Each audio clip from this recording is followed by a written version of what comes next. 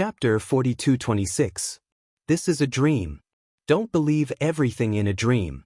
However, even though he kept warning himself, he could still hear the howling of the wind. He could even feel his face being scraped by the wind. He suspected that this was not a dream and could not help but waver. He couldn't tell if this was a dream or reality. Just as he wavered, he suddenly saw a murky black river at the end of his vision. He did not even have time to call for help before he fell into the river and drowned. The moment he hit the water, he felt as if his head was about to split open. The feeling of drowning was so real that it could not be explained. It was as if he was drowning in real life. The murky river water continuously poured into his nostrils and lips. The stench was suffocating. He opened his mouth, wanting to call for help. He almost instinctively wanted to escape from this terrifying dream. However, he could only feel himself drifting along with the river water. The whole world was dizzy. Help! Help! Alice could hear the broken sounds coming from Yu Yu's mouth from time to time. She suddenly sat down beside him again and put the brainwave detector on his head to check the frequency of his brainwaves. When she saw that the frequency of his brainwaves in reality on the screen had become chaotic, she felt uneasy for a moment. How could this be? Yu, Alice held his hand tightly, trying to let him feel her strength. Wake up, wake up. What you see is a dream. It's a dream that doesn't exist. Gong Fan. Yu suddenly cried out in surprise. His voice was hoarse, but a name came out clearly. In the dream, he drifted along with the river water to a deserted place. The river water gradually became shallow. He crawled to the shore pathetically. Just as he grabbed onto a rock by the shore, he suddenly heard a series of cold footsteps. Rustle, rustle. Yu heard the sound clearly. He looked up in shock and saw Gong Fan walking toward him with a numb face. He was shocked to find that Gong Fan was hiding a sharp dagger in his hand. He was so scared that he suffocated and instinctively said, "Gong Fan." Gong Fan walked towards him without saying a word, without making any sound. However, Yi was keenly aware that this Gong Fan seemed to be a little different from the real Gong Fan. His face was cold and his eyes were dark. There was not a trace of life in them, as if he was a walking corpse. "You, what are you doing?" Yu kept retreating. Seeing that Gong Fan was still closing in on him, he suddenly felt an inexplicable fear. He could actually imagine the sharp dagger piercing through his chest, causing blood to spurt out. Don't.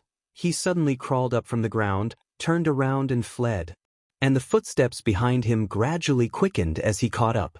Yu was so shocked that she sucked in a breath of cold air and ran with all her might towards the end of the road. "No, what are you doing?" Even if this was a dream, it was too realistic. Even though Yu could still vaguely tell that the scene in front of him was a dream, it was beyond what he could bear. Even if it was a dream, he did not want to continue. Chapter 42-27. Yu kept running forward. His willpower was crumbling in such a scary dream. There was no way he could survive. Behind him, the sound of footsteps became more intense.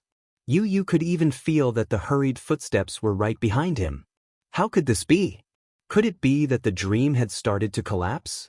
Had it completely gone out of control? Don't come over. Don't. Yu kept waving his hands. His face was flushed red because of the suffocation. Xianxia, who was outside the door, heard Yu mumbling uneasily. She opened the door a little and saw Alice frowning and looking at Yu in fear. She took a step forward and wanted to enter the room. Alice looked up at her and said, "Sure, you can come in, but don't speak." "Okay." Xianxia walked into the room and saw Yu lying on the chair with a red face. Her heart ached and she asked anxiously, "What happened?" "The hypnosis is out of control." "Out of control?" Xianxia almost shrieked out loud. She didn't know what it meant to lose control.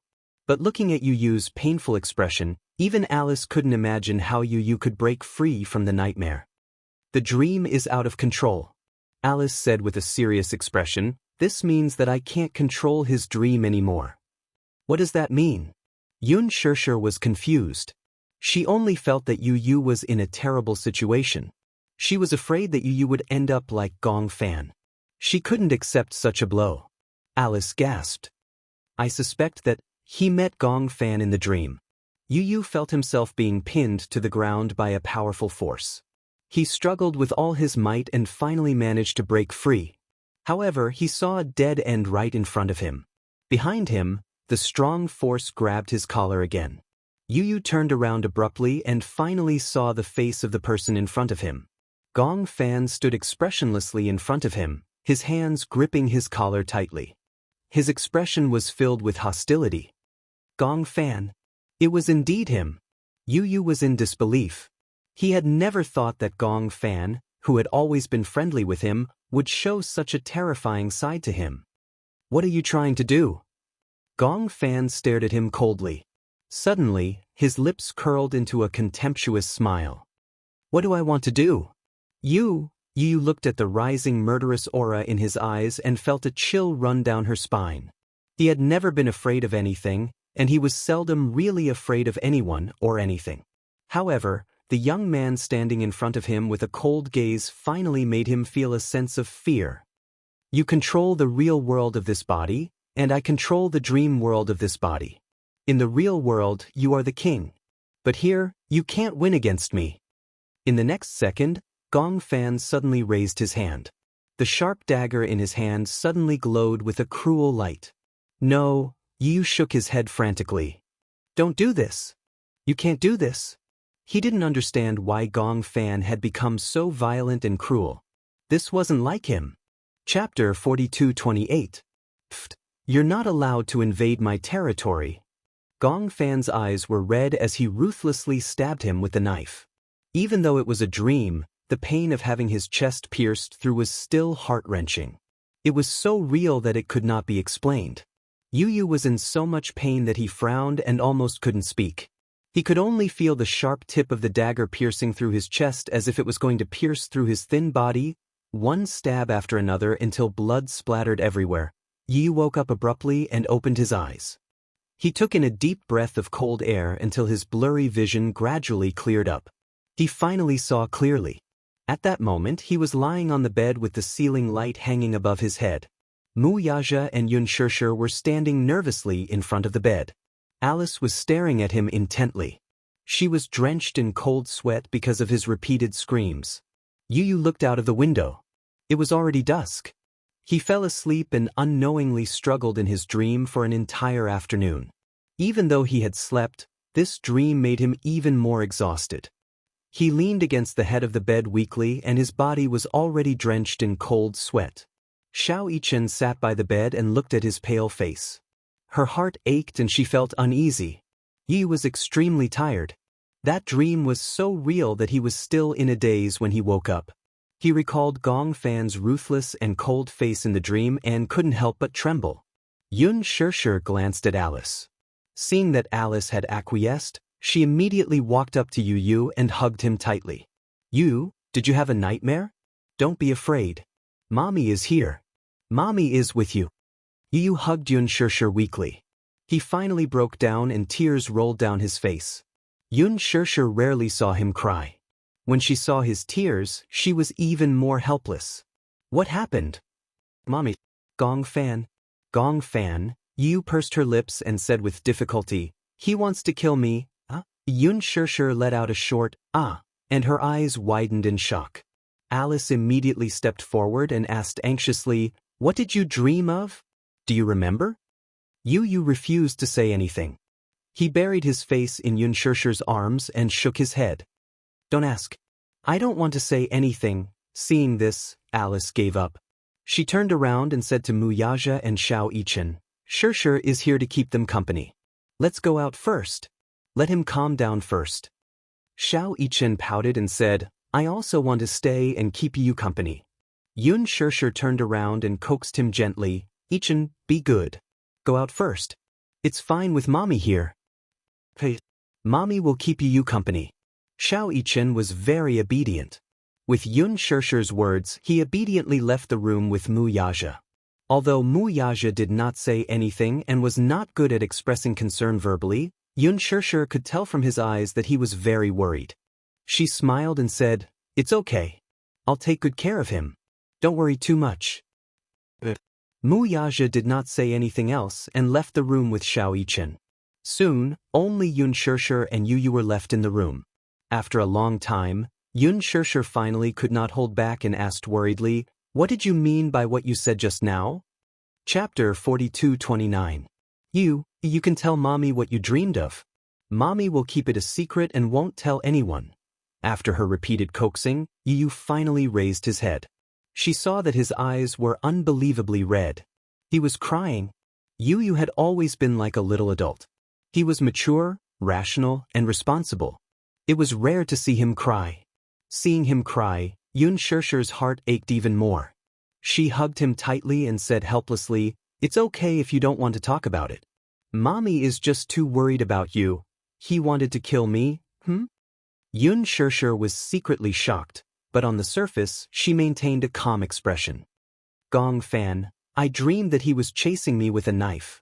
Then, he pressed me against the wall and stabbed me in the heart," Yu Yu recounted in a trembling voice. Even though he didn't add too much detail, just imagining that scene made him shudder uncontrollably. Yun Shishir found it hard to believe. However, since he said that it was a dream, she comforted him and said, "You said it was a dream. A dream is a dream. Don't take it seriously." "I kept thinking that just now." Yu sniffed. His voice was still broken. "But I still feel very scared. I keep feeling that although it was a dream, it was so real. I'm so tired, but I don't dare to sleep.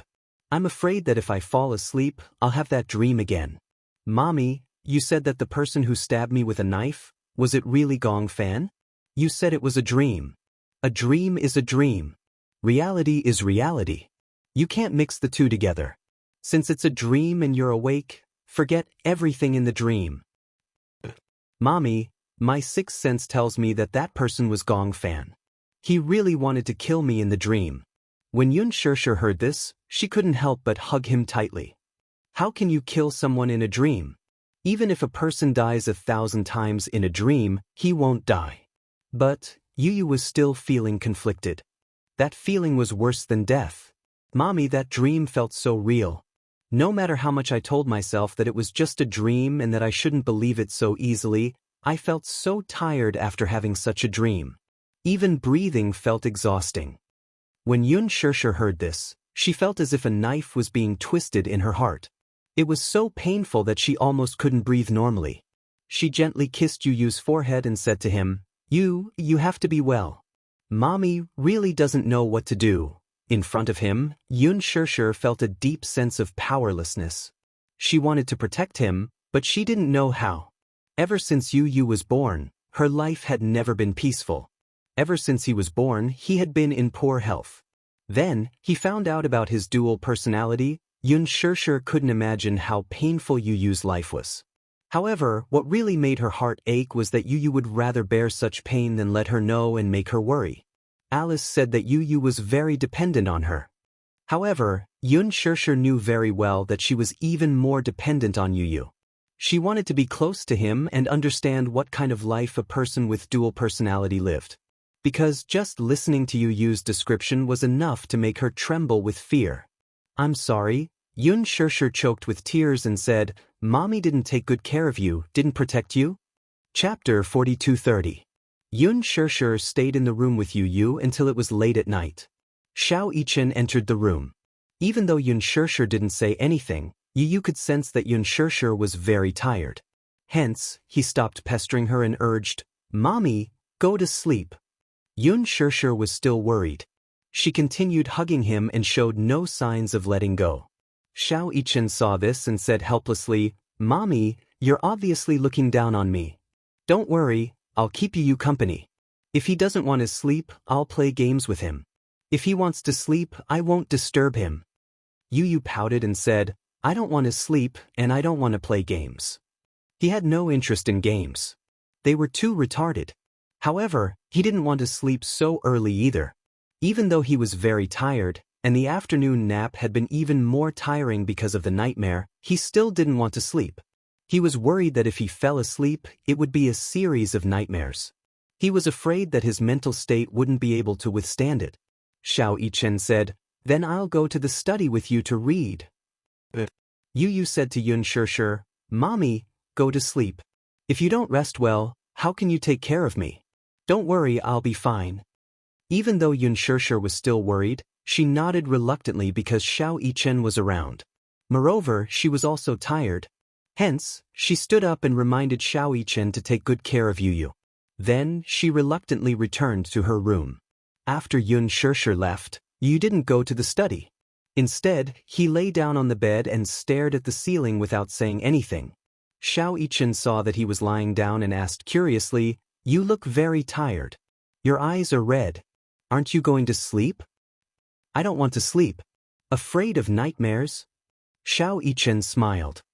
"I often have nightmares too, but no matter how realistic they are, they can't be real. I think it's probably because you're under too much pressure. That's why you're having nightmares with such strong negative energy." Yu turned to look at him. She furrowed her brows and looked a little anxious. "Do you really understand what it's like to have a nightmare?" Xiao Yichen was stunned. "If it's possible, I don't want to have such a scary dream anymore." Yu closed her eyes and opened them weakly. Because he didn't sleep well, his mind was in a trance. Once a person didn't have a good sleep, they would become abnormally anxious. Even someone as gentle as Yu was a little impatient. She slammed the pillow on the bed onto the cupboard. Xiao Yichen was shocked by her sudden action, but he didn't dare to say anything. He was afraid that if he said something careless, it would make Yu even more anxious. Hence, he obediently kept quiet. Yu's temper gradually went out of control. He flipped over, grabbed all the blankets, and wrapped them around his body.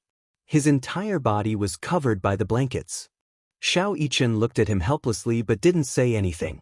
Instead, he walked over to the cupboard and took out another blanket. He didn't dare to disturb Yu. Carefully, he laid the blanket on the bed. Then, he climbed onto it and curled up pitifully.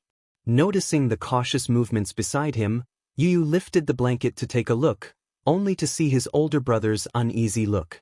No matter how angry he was, he could not help but be amused. Chapter 42:31. Xiao Yichen glanced at him and thought to himself, "Isn't that the case?" In any case, he felt that his status in the family was rather low. If anyone bullied him, he could only silently suffer. Other than his father, he could only argue with them. Whether it was Yun Shirshir, Yu Yueyao, or Lisa, he was the second oldest man in the family after his father. As the second oldest man in the family, of course, he had to be more magnanimous. Especially when it came to Yu and Yueyao, he had to be more lenient. For some reason, when Yu saw Xiao Yichen looking at him innocently, he broke into laughter. "Brother, do I always bully you? I feel like you've become a punching bag." When Xiao Yichen heard this, his eyelids twitched. Yu's tone suddenly became gentle, and he was momentarily stunned. Okay. I won't bully you anymore. Otherwise, you'll always think that I'm bullying you." Xiao Yichen pursed his lips and said in an old-fashioned manner, "Well, I'm your older brother. Also, when you were in Mommy's stomach, I was always fighting with you for nutrients. When you were born, your body was already weak." The more he spoke, the lower his voice became. Other people might not be able to understand Xiao Yichen's feelings. He vaguely realized that Yu's poor health might have something to do with him. When he was in Yun Shirshir's stomach, he must have been the most domineering one, fighting with his twin brother for nutrients. Therefore, he felt an indescribable sense of guilt towards Yu. If it wasn't for him, Yu might have been very healthy. At the very least, he wouldn't have wasted his childhood in the hospital. He could have been like other children, flying kites outside every day and playing with other children. He wouldn't have had to watch helplessly. Xiao Yichen suddenly recalled, "I remember playing a horror game in the past. The main characters in the game were a pair of twin sisters." Twin sisters? Yeah. According to the ancient customs of many countries, the firstborn twin is considered the younger brother or sister, and the last-born twin is the elder brother or sister. Oh? Why does it say that? Xiao Yichen said, "I read a report saying that medical science believes that the firstborn twin should be the younger brother or sister. Since the second twin is born in the womb, it means that they develop earlier. The second twin's the second twin is closer to the uterus, therefore, they're born first." "I see." When he heard this, he couldn't help but find it interesting. According to this logic, I should be the elder brother. Yu stroked his chin and came to this conclusion with a straight face. In that game it's the same. Those who are born first are the younger ones, and those who are born later are the older ones. No wonder I'm more mature than you. Xiao Yichen's game was called Zero Red Butterfly.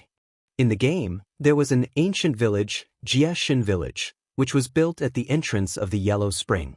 In order to suppress the hollow that was humming at the entrance of the Yellow Spring, they held a ceremony to sacrifice the twins as Hongji. Chapter 42-32. When the power suppressing the void weakens, they must sacrifice the red Ji. Otherwise, when the void's resentment erupts, it will lead to the destruction of the village. Coincidentally, the village would give birth to a Gemini every certain period. In the village's knowledge, the Gemini was originally one person, but was produced separately in order to be the red Ji in the red funeral ritual. Therefore, the villagers believed that in the red funeral ritual, when one of the Gemini killed the other, the Gemini would merge into one and release a powerful force. This force could suppress the voids and protect the village. It was a game that Xiao Yichen played a long time ago, but for some reason, when he saw that it was a Gemini setting, he couldn't help but buy it.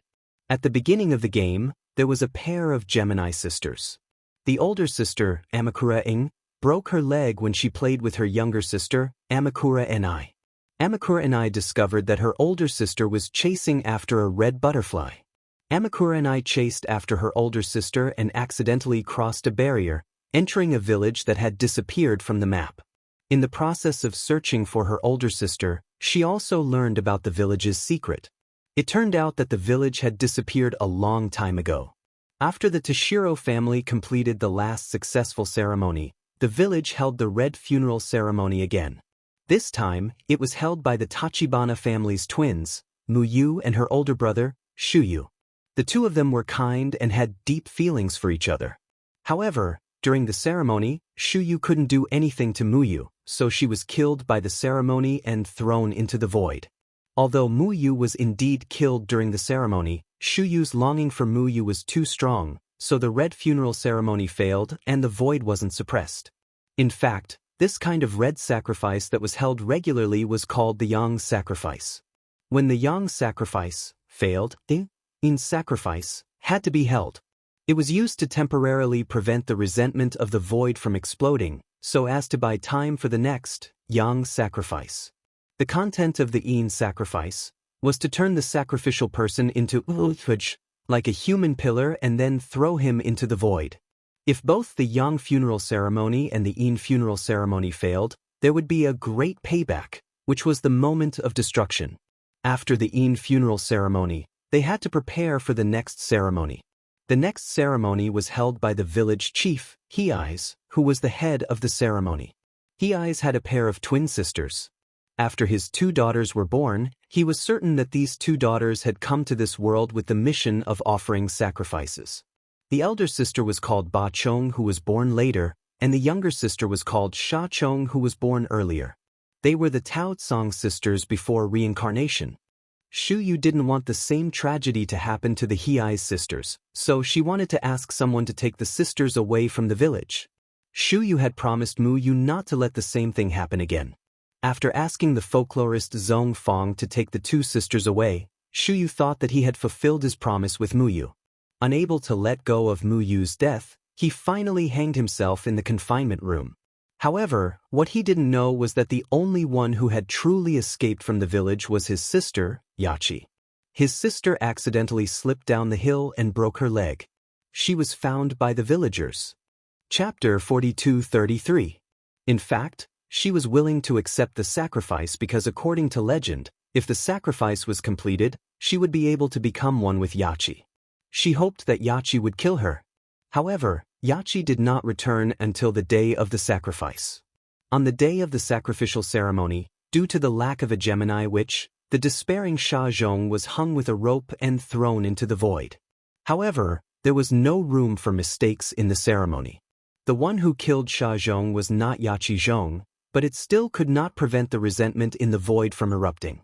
Thus, a mistake in the ceremony led to the opening of the void, resulting in the moment of disaster. Thus, Sha Zhong descended with resentment and hatred, killing the surviving villagers one by one. As he watched the villagers die, he laughed wildly. On the way out of the village, Yachi looked for food. By the time he returned, the village had already disappeared. Due to the seal of the void being completely removed, the resentful spirits in the destroyed village overflowed from the void. Once people breathed in the miasma, they would see the yellow springs and go crazy until they died. The village that was surrounded by Su had a dark night that no one could escape. From the outside, the village looked like a forest surrounded by fog. However, once someone was lured in, they would never return. Thus, it was called the village that disappeared from the map. One day, many years later, the Taotsong sisters, who had not returned for many years, came to the forest that they had not been in for a long time. Due to their strong spiritual perception, they encountered Cocoon, who was similar to Sha Zhong's sister. They were lured to the village that disappeared from the map. The worried sister, Su, chased after them. The sister was the reincarnation of the previous life's sister, Sha Zhong. She was lured back to the village. In the ending of the game, Taotsong and I replaced Yachi in the previous life and completed the sacrifice, killing the sister. At the end of the game, Xiao Yichen was immersed in the background of the game and the emotional world of the protagonist. In the ending, Taotsong and I was bewitched and had no choice but to strangle Taotsong to death. In the end, she chased after her sister who had turned into a red butterfly and cried in despair. Xiao Yichen did not dare to imagine. If it was him, he would be living a life worse than death. After listening to the story, Yu could not calm down for a long time. This is superstition. He said, every country has people who believe in superstitions. Xiao Yichen said, fortunately, we don't live in such a world. Actually, such a sacrifice does exist in Japanese folklore. But I think it's not only shocking, but also cruel. The boy suddenly asked, if it were you, would you be willing to complete the ritual? I don't want to, he replied angrily. I'll definitely kill whoever forces me to complete the ritual. It was rare for him to be so murderous. Just imagining such a scene infuriated him. Then, Yichen to the end, Su to the end, Yichen to the world, to the world, to the world, to the world, to the world, to the world, to the world, to the world, to the world. To the world, to the world, to the world. To the world, to the Su, to the world, to the world. Yu tilted his head. He thought that Xiao Yichen would say that he would rather sacrifice himself than kill him. However, Xiao Yichen replied, I'd rather kill you than live. But Yu was shocked.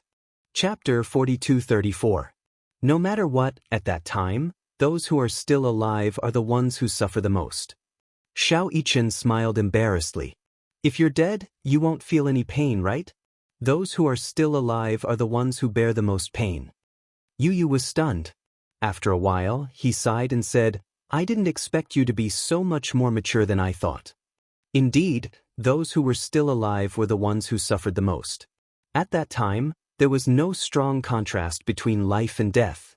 What was truly intense was pain and relief. Those who were dead were the ones who were relieved.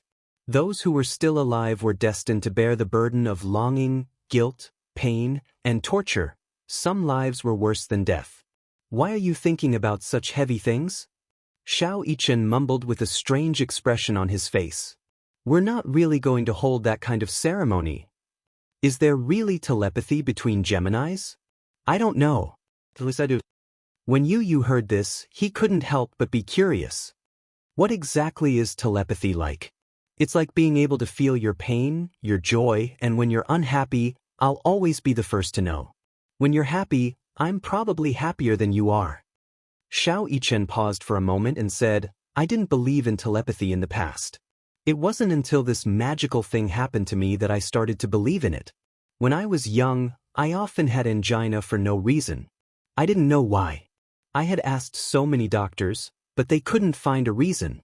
No one knew why I had angina for no reason when my body was fine. At that time, Daddy was worried that I had a heart problem and kept an eye out for information on heart disease. Actually, my heart is fine. Is it because? It's because I can feel your pain. Xiao Yichen continued. When I was studying, I knew a teacher who had a twin brother. However, his brother passed away when he was in high school. I once asked him if there was really telepathy between Geminis. He suddenly shed tears right in front of me. That teacher told me about what happened in high school. At that time, he was rebellious and quarreled with his parents. His parents told him to go buy something, but he slammed the door and left.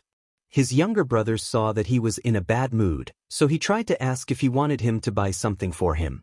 Then he nodded and agreed. Then, Yu could guess the ending. Then something happened on the way there. Suddenly he felt a strong heartache. He didn't know why, but at that time, he realized that something had happened to his brother. So, he planned to go out to look for him. Just as he was looking for the key, he received a call from his uncle. He said that his brother had been in a car accident and his condition wasn't optimistic. He cried all the way to the hospital, but only saw his brother's body. Since then, he hasn't been able to recover for many years. The bond between the twins was much stronger than ordinary familial love. This was because twins were born from the same egg. It was another part of himself, the same body of flesh and blood, the same spirit. Chapter 42:35. Therefore, regardless of whether it was Yu or Xiao Yichen, the other party was an inseparable part of their lives. Xiao Yichen couldn't help but feel emotional. Suddenly, he hugged Yu tightly inside. Don't think too much. Sleep early. Don't worry, I'll be here with you. Yu was already exhausted, but he didn't want to fall asleep. He was afraid that if he fell asleep, he would have that nightmare again. Xiao Yichen gently patted his back and sighed. Don't think too much. You can't stay awake forever. You trust me. If anyone dares to hurt you, I definitely won't let them off. With his words, Yu felt an inexplicable sense of confidence. He responded with an and gently closed his eyes. When the first ray of sunlight shone through the window, Xiao Yichen opened his eyes slightly. However, he saw that the side of the bed was already empty. Yu, where did she go? Why did she wake up so early? Xiao Yichen muttered to himself. He flipped over and got out of bed. When he walked out of the room, he didn't know why, even though it was a familiar scene, the familiar furnishings gave him a strange feeling. Yu. He tried to call out, but there was no response. Mommy? Daddy? Xiao Yichen walked over and pushed open the door. The huge villa was cold and desolate. There wasn't a single trace of life in it. What's going on? Xiao Yichen became even more suspicious. Where did everyone go? He hurriedly ran to Yueyao's room. As he shouted Yueyao's name, he pushed open the door to Yueyao's room. However, he couldn't help but look at the empty bedroom. The lonely crib was still there. On the bed were the handmade wind chimes that Yun Shishir had specially made for Yueyao. When the morning breeze blew in, the wind chimes fluttered. However, in this dead silent room, there was a sense of desolation. Yueyao. Xiao Yichen felt an inexplicable sense of uneasiness. He didn't know why, but he had a bad premonition. Suddenly, there was the sound of hurried footsteps outside the door. Xiao Yichen caught the subtle movement and pushed the door open. As he walked out of the door, he smelled a faint smell of blood. He frowned slightly, and his heart suddenly started racing. Yu. He called out again, but he heard a sudden sound from the kitchen. Dee-dee-da-da, dee-dee-da-da. There seemed to be the sound of water dripping on the floor. He slowly walked to the kitchen door, only to see Yu standing there alone. Yu's stiff back made him feel like a stranger for a moment. He had just opened his mouth when Yu's right hand suddenly loosened. Then, a fruit knife stained with blood fell to the ground. Little Yichen almost cried out in surprise. Yu turned around expressionlessly and looked at him coldly, his lips curving into an icy arc. If I can't have it, no one can have it. What are you doing? Xiao Yichen was instantly alerted. You're not Yu. Yu sneered and walked towards him. Sooner or later, this body will belong to me. When that time comes, Mommy will be mine. This house will be mine too. I don't want to lie in that cold world anymore. Chapter 42:36. Xiao Yichen was so shocked that he took several steps back. He clenched his fists and looked down at Xiao Yichen's wrist that was stained red with blood. Your hand. Xiao Yichen furrowed his brows tightly as a wave of anger surged in his heart. He rushed over anxiously and grabbed Xiao Yichen's collar. Gritting his teeth, he said, "This isn't your body. You don't have the right to touch it. Does your heart ache for it?" Yu raised his eyebrows and looked at Xiao Yichen up and down. His gaze was cold as ice.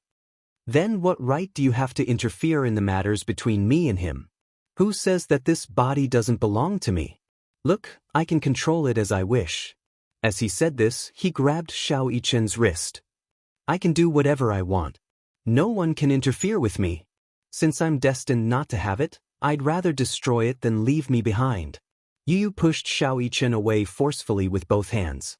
Xiao Yichen didn't know where Xiao Yichen got his strength from, but he slammed hard against the wall and fell to the ground in a sorry state. He was about to get up when he saw a hand sticking out of the unlatched cupboard door. He widened his eyes in shock and reached out to touch it gently. He recognized the diamond ring on the ring finger of that hand. It was Yun Xirshi's hand. Her hand came out of the cupboard weakly without a trace of life. Xiao Yichen looked at Yu in disbelief and then looked at Yun Xirsher. He swallowed hard and opened the cupboard door, only to see Yun Xirshi's cold body curled up in the cupboard. Little Yichen let out a yelp and sat up in bed abruptly. The action of straightening his body pulled him back to reality from the nightmare. Xiao Yichen opened his eyes and saw the world in front of him clearly. It was a familiar bedroom, familiar furnishings, and familiar windowsill. The sunlight shone in from the window and finally made his body, which was covered in cold sweat, feel a trace of warmth. However, he could no longer distinguish whether what was in front of him was a dream or a dream within a dream. Although it was a dream, the scenes in the dream were still deeply imprinted in his mind. Especially the scene in the kitchen, it tugged at his heart fiercely. How could he have such a dream? He turned around and saw that the bed was empty. He couldn't help but wonder if this was a dream or reality. Xiao Yichen held his forehead in pain. He unsteadily lifted the blanket and got out of bed. He shuffled on his slippers, opened the door, and stood at the door of the room. He was still in a daze. He finally understood how torturous a deep nightmare could be. Just by recalling the scene in the dream, he didn't dare to imagine what would have happened if he hadn't woken up. Xiao Yichen leaned against the wall in pain. He finally understood why Yu didn't want to sleep even though she was so tired last night. Nightmares were really tiring. Even though he had slept for an entire night, he still felt extremely tired. It was probably because of the dream that his brain wasn't in a state of rest. That was why he felt this way. But why would he have such a dream? It was for no reason. He had always had a good sleep and never had such a dream. Was it because of telepathy? Chapter 4237. Was it because of telepathy? Could it be Gong Fan really wanted to betray Yu and invade Yu's body? Did he have such a dream because of telepathy? Xiao Yichen was full of doubts. That was because the dream just now was simply too realistic. Xiao Yichen clenched his fists in anger. However, if Gong Fan really dared to hurt Yu, he would never allow it to happen. Xiao Yichen walked out of the room and into the living room. He saw Yu sitting on the sofa with a cold expression. At that moment, Xiao Yichen recognized that this person was not Yu, but Gong Fan, who had disappeared for a long time. He could now easily tell the difference between Yu and Gong Fan. Why was it him? If it were not for the dream last night, little Yichen would definitely be overjoyed by Gong Fan's appearance. However, when he thought about the dream last night, his feelings toward Gong Fan's appearance became complicated all of a sudden. Gong Fan. When Gong Fan heard this, he turned to look at Xiao Yichen. However, there wasn't much emotion in his eyes. "You're awake?" Little Yichen hummed in response uncomfortably.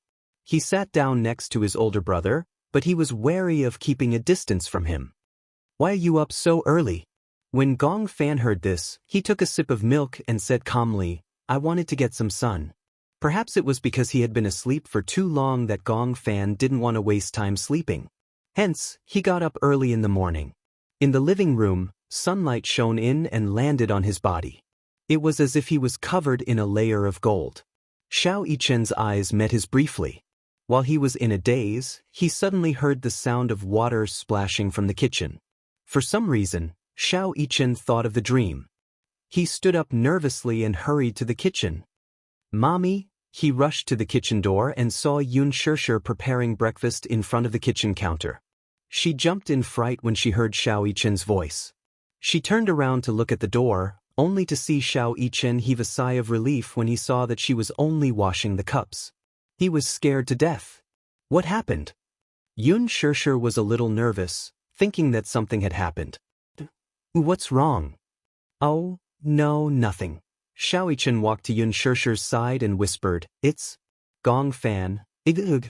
Yun Shirshir also knew that the person who woke up today was Gong Fan. However, there wasn't much surprise on her face. Instead, there was a faint worry. She was obviously worried about Yu. Last night, she saw with her own eyes how Yu struggled to wake up from his dream. He told her tiredly that in his dream, Gong Fan held a knife and stabbed his heart. Even though she had comforted him back then by saying that it was just a dream, no one dared to say whether it was a dream or if Gong Fan's personality had entered his dream and created such a terrifying nightmare. Now, early in the morning, she found out that Yu didn't wake up. The person who woke up was Gong Fan. This made her feel strangely uneasy. There was an invisible pressure between Yu and Gong Fan that was weighing on her heart. Chapter 4238. Mommy, yesterday Xiao Yichen pondered for a long time. He did not know how to tell Yun Shirshir what had happened in his dream. Firstly, he was afraid that she would be worried. Secondly, he was afraid that such an unrealistic dream would give her a psychological hint. He suspected that everything in the dream must have something to do with Gong Fan. Could it be that Gong Fan really wanted to invade Yu's body? Was that why he had this dream? He had this dream because he had a telepathic connection with Yu. That was why he had this dream. Xiao Yichen was very worried. But would Gong Fan really do that? In order to invade Yu's body, he did not hesitate to hurt Yu. Whether it was him or Yun Shirshir, they all welcomed and accepted him. The family got along very well. Even Yu was very tolerant of Gong Fan. How could he hurt Yu? Xiao Yichen could not believe it. At the dining table, Yun Shirshir served breakfast on the table. Xiao Yichen and Gong Fan sat opposite each other at the dining table. Xiao Yichen looked at Gong Fan as he ate his breakfast. He was hesitant. He had a lot of questions to ask Gong Fan, but he was worried that Gong Fan would be as cruel and vicious as he had been in the dream. If he asked this question, he would alert the enemy. Xiao Yichen was surprised to find that ever since he woke up from this dream, he seemed to be more cautious of Gong Fan. He seemed to be on guard against him. This was a subconscious precaution. It was not intentional at all. Gong Fan took a bite of his bread. When he saw that Xiao Yichen seemed to have a lot on his mind, he raised his eyebrows and asked, "What's wrong?" Oh, nothing." Xiao Yichen shook his head and picked up 2 slices of bread. He smeared a layer of blueberry jam on it and put it into his mouth absent-mindedly. "You don't seem to have slept well." Gong Fan's casual words made Xiao Yichen's heart skip a beat. No. But I feel that you're not in good spirits." It was not deliberate concern. Although Gong Fan's tone was not that warm, one could tell that he cared. He noticed that Xiao Yichen looked a little pale. He had a feeling that Xiao Yichen did not have a good rest today. He looked a little tired, and his complexion was a little worse. Little Yichen touched his cheek and gave a perfunctory reply. "Maybe it's because I had a nightmare." Nightmare? However, Gong Fan did not think so. Xiao Yichen was so carefree. What nightmares could he have? Turning into a box upon landing? Xiao Yichen replied, "I haven't played PUBG recently. I remember that you were addicted to this game. For a period of time, you would eat chicken during the day, chicken at night, and even in your dreams." Gong Fan paused, took a sip of milk, and teased, "Did you dream that you were being chased by someone with a frying pan?" Gong Fan was actually in the mood to joke with him. Xiao Yichen felt a little more relaxed. He thought that a dream was just a dream. There was no need for him to take it too seriously. It was just a dream, but it had extended to other aspects. Yu was his younger brother. Similarly, Gong Fan was also his younger brother. How could he not trust Gong Fan and suspect that he wanted to hurt Yu? It was just a dream, Xiao Yichen deliberately ignored everything that happened in the dream. Chapter 4239. Xiao Yichen was distracted, and Gong Fan was obviously in a daze as well. He kept using the knife and fork to rub the egg yolk on the plate, as if he was thinking about something. Yun Shishir couldn't help but worry when she saw him in a daze. "What are you thinking about?" Gong Fan only snapped back to his senses after a while. He looked up at her and replied, "Oh, I feel a little unfamiliar. I feel like I've been asleep for a long time." Xiao Yichen smiled and said, "You're right. You've been asleep for a long time." Gong Fan frowned. Yun Shishir asked tentatively, "Do you remember where you were before you fell asleep?" Gong Fan recalled for a moment and looked up. "In Mommy's arms?" "You still remember?" "Yeah, I remember that you promised someone to make a dessert table. I was muddle-headed that day and suddenly fainted." "Do you feel that something's wrong? Why did you suddenly faint for no reason?" Yun Shishir asked deliberately, trying to get some clues from Gong Fan. Gong Fan listened and tried to recall his memories. However, no matter how he tried, he was indeed missing a part of his memory from that day. "I can't remember clearly." "I see." Yun Shishir couldn't hide the disappointment in her eyes, but she hid it very well. Gong Fan obviously noticed the disappointment in her eyes and asked worriedly, "What's wrong? Did something happen that day?" "Nothing." Yun Shishir sat down and smiled. "Let's eat. Let's finish eating early and go for a walk outside, okay?" "Okay." Gong Fan's expression instantly relaxed. He enjoyed the time he spent with Yun Shishir the most, and he felt that the whole world was peaceful and blissful. Xiao Yichen still looked troubled. He had an exhausting nightmare last night, and even after waking up for a long time, he still couldn't get over it. In the backyard, Hua Jin stood by the swing and quietly looked at Natalia, who was sitting on the swing and playing by herself. Time was quiet and leisurely. "Can't you push me?" Natalia suddenly asked him for help. Hua Jin smiled and asked half-jokingly, "Why?" "I wanted to push you, but you said you wanted to do it yourself."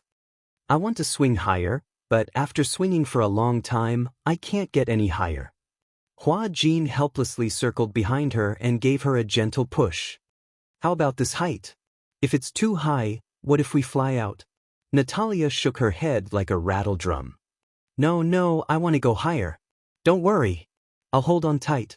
When Hua Jin heard this, he was also helpless, so he repeatedly reminded him, "You must hold on tight, otherwise, you will definitely fall and become stupid." Natalia nodded and held the rope. Hua Jin gave it a little push and the swing swung high. Natalia squinted her eyes and smiled excitedly. After the swing swung high, it gradually slowed down. After experiencing the excitement, Natalia settled down and sat on the swing, allowing the gentle breeze to caress her face. "When is Daddy coming back?" She abruptly blurted out this sentence. When Hua Jin heard this, he was stunned. He raised his eyebrows and asked, "Why? Do you miss Daddy?" "Yeah." Chapter 4240. "Didn't you just video call him a few days ago?" Hua Jin said again, "Daddy is so busy, he might not have time to come back." "Why don't you call him and ask when he will come back?" Natalia's eyes were wide open, and she looked expectant. Hua Jin didn't want to disappoint her, so he walked to the side and took out his phone. He looked at Gong Jie's FaceTime, hesitated for a moment, and finally dialed. Hurricane Group. Gong Jie put on a windbreaker and walked into the maintenance hall. He looked at the huge monster parked on the tarmac, an armed helicopter.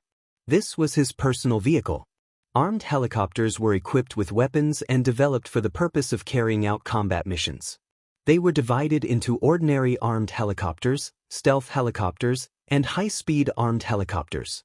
Armed helicopters could be divided into two major categories: special purpose and multi-purpose. The special purpose type had a narrow fuselage and stronger combat capability. The multi-purpose type could be used to carry out attack missions, as well as transport, landing, and other missions. Modern armed helicopters not only carried a variety of weapons, but also carried a large amount of ammunition. In terms of single aircraft, helicopters with a higher takeoff weight could carry more ammunition. For example, the Mi-24 armed helicopter used in the Eaton P-2H war and the AFH war. The nose is equipped with one 4-barreled machine gun, 1,500 rounds of ammunition, 4 anti-tank missiles can be hung on the short wing tips, and 4 hangars can be hung under the short wing 4 57mm rocket launchers with a total of 128 rockets. If rockets weren't installed, 1,500 kilograms of bombs could be installed. Another example was the AHL armed helicopter used in the Vietnam battlefield.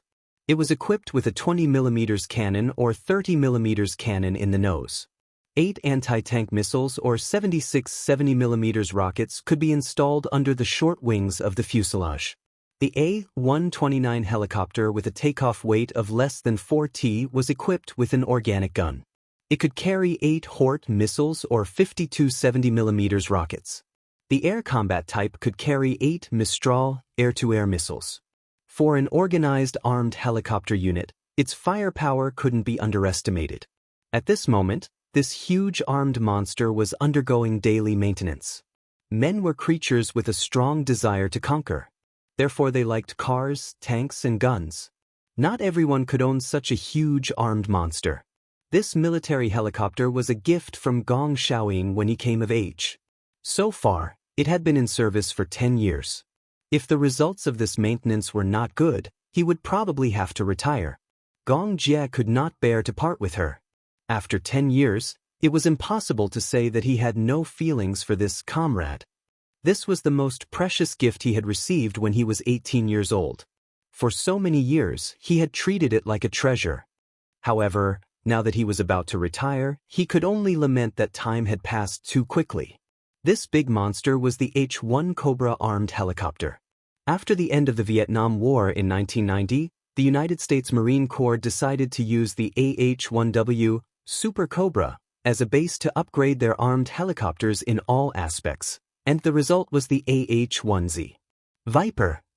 The first prototype of the AH-1Z was successfully tested in 2000. Nominally, this was an improvement in the Super Cobra's performance. Within its lifespan, just the cost of maintenance and training alone would be hundreds of millions of USD, or even more than 1 billion USD. Chapter 4241. Hurricane was especially strict when it came to the maintenance of equipment. Gong Jie walked up to the helicopter and gently stroked it with his hand. He gave it a name, Robin. He gave it this name because Gong Jie used to have an idol when he was young. His favorite was Batman, the main character of Marvel's comics. When he was young, he liked to collect Batman memorabilia. And Robin was Batman's partner and assistant. He was also known as Boy Wonder, and together with Batman, they were known as the energetic duo. When he was young, he also hoped to have a close friend and assistant like Robin. Until Gong Xiaoying gave him this military helicopter. For some reason, the first name that came to his mind was Robin. That day, he sat in the brand-new pilot's seat for the first time. Touching the controls, he felt as though the AH-1Z had been given life. Your name is Robin. What do you think? He actually gave this big guy a name just like that, talking to himself. For 10 years, Robin had carried him through the skies. It had also flown over the aurora and the horizon. In the rain of bullets, it had been his most loyal partner. It had helped him shoot down missiles that tried to sneak up on him. Its hard shell had helped him block countless bullets from machine guns. It had also been on the brink of death and had gone through life and death together. Young Master Jie. He walked over during the maintenance, holding a thick stack of test reports in his hands. Gong Jie walked over and asked anxiously, "How is it?" "The test reports are out. Robin has met all the requirements and can continue to serve in the military." Upon hearing this, Gong Jie's eyes lit up. He turned around and jumped onto the big guy happily. It was just like when he had just become an adult and saw it for the first time like a child. "Robin, that's great." He thought that Robin couldn't continue to serve in the military. He didn't expect that Robin could continue to accompany him by his side. Just then his cell phone suddenly rang. Gong Jie answered the call. Soon, Hua Jin's face appeared clearly on the screen. At the same time, Hua Jin also saw Gong Jie's face on the screen. For some reason, Hua Jin saw a smile on Gong Jie's face. It was rare for him to see him smiling so happily. Usually, he had a cold face and an indifferent expression on his face. It was rare to see him smile so innocently like a child. Upon seeing Hua Jin, the smile on Gong Jie's face disappeared and he cleared his throat awkwardly. What's the matter? Hua Jin was speechless. Could it be that his face dampened her mood? For some reason, Hua Jin was a little. Are you free? Gong Jie thought about it for a while. He did not seem to have much free time recently. His schedule was packed. What's wrong? What's the matter? Natalia misses you. He kept asking me, when are you coming back? Give her the phone. Okay. Hua Jin passed the cell phone to Natalia. Natalia held the cell phone and saw Gong Jie's face. She immediately smiled. Daddy, are you busy? She looked at him eagerly. Although she was smiling, the anticipation in her eyes made Gong Jie unable to say that he was busy. Daddy, do you miss me? Natalia asked again. Gong Jie raised his eyebrows and leaned closer to the screen. What do you think? Chapter 42-42. How do you know that I don't miss you? If you miss me, you will definitely rush back to see me. Natalia pouted, looking aggrieved. When Gong Jie heard this, he couldn't bear to see her like this. He ran his fingers lightly across the screen as if he wanted to touch her face. Daddy will go back to spend some time with you, okay? Natalia was still not satisfied with this answer. She asked, when will you be back? In a few days. Then, in a few days? Gong Jie frowned slightly. He didn't know what to do next, so he couldn't give her an answer immediately. However, if he gave her a half-hearted answer and didn't call her back after agreeing on a time, Natalia would be very disappointed in him and think that he didn't keep his word. Therefore, he had to be very careful when answering this question. Thus, Gong Jie replied, Daddy will call you back tomorrow, okay? Daddy will arrange some work and go back to see you when I have time. If Daddy is really busy, you don't have to come back to see me. Natalia was a little embarrassed. She could tell that Gong Jie was really busy. Although she missed him, she couldn't force him. Natalia was very sensible, well-behaved, and considerate. She didn't like to force people. Seeing this, Gong Jie's heart softened even more. Good girl. I promised to make time to go back to see you, so I will definitely do it. However, I don't know what to do next. Why don't you pass the phone to Uncle? I will tell him something. Okay. Natalia reluctantly passed the phone to Hua Jin. Hua Jin took the phone and walked to the side. Before Gong Jie could speak, he lowered his voice and said to him, Did Alice tell you?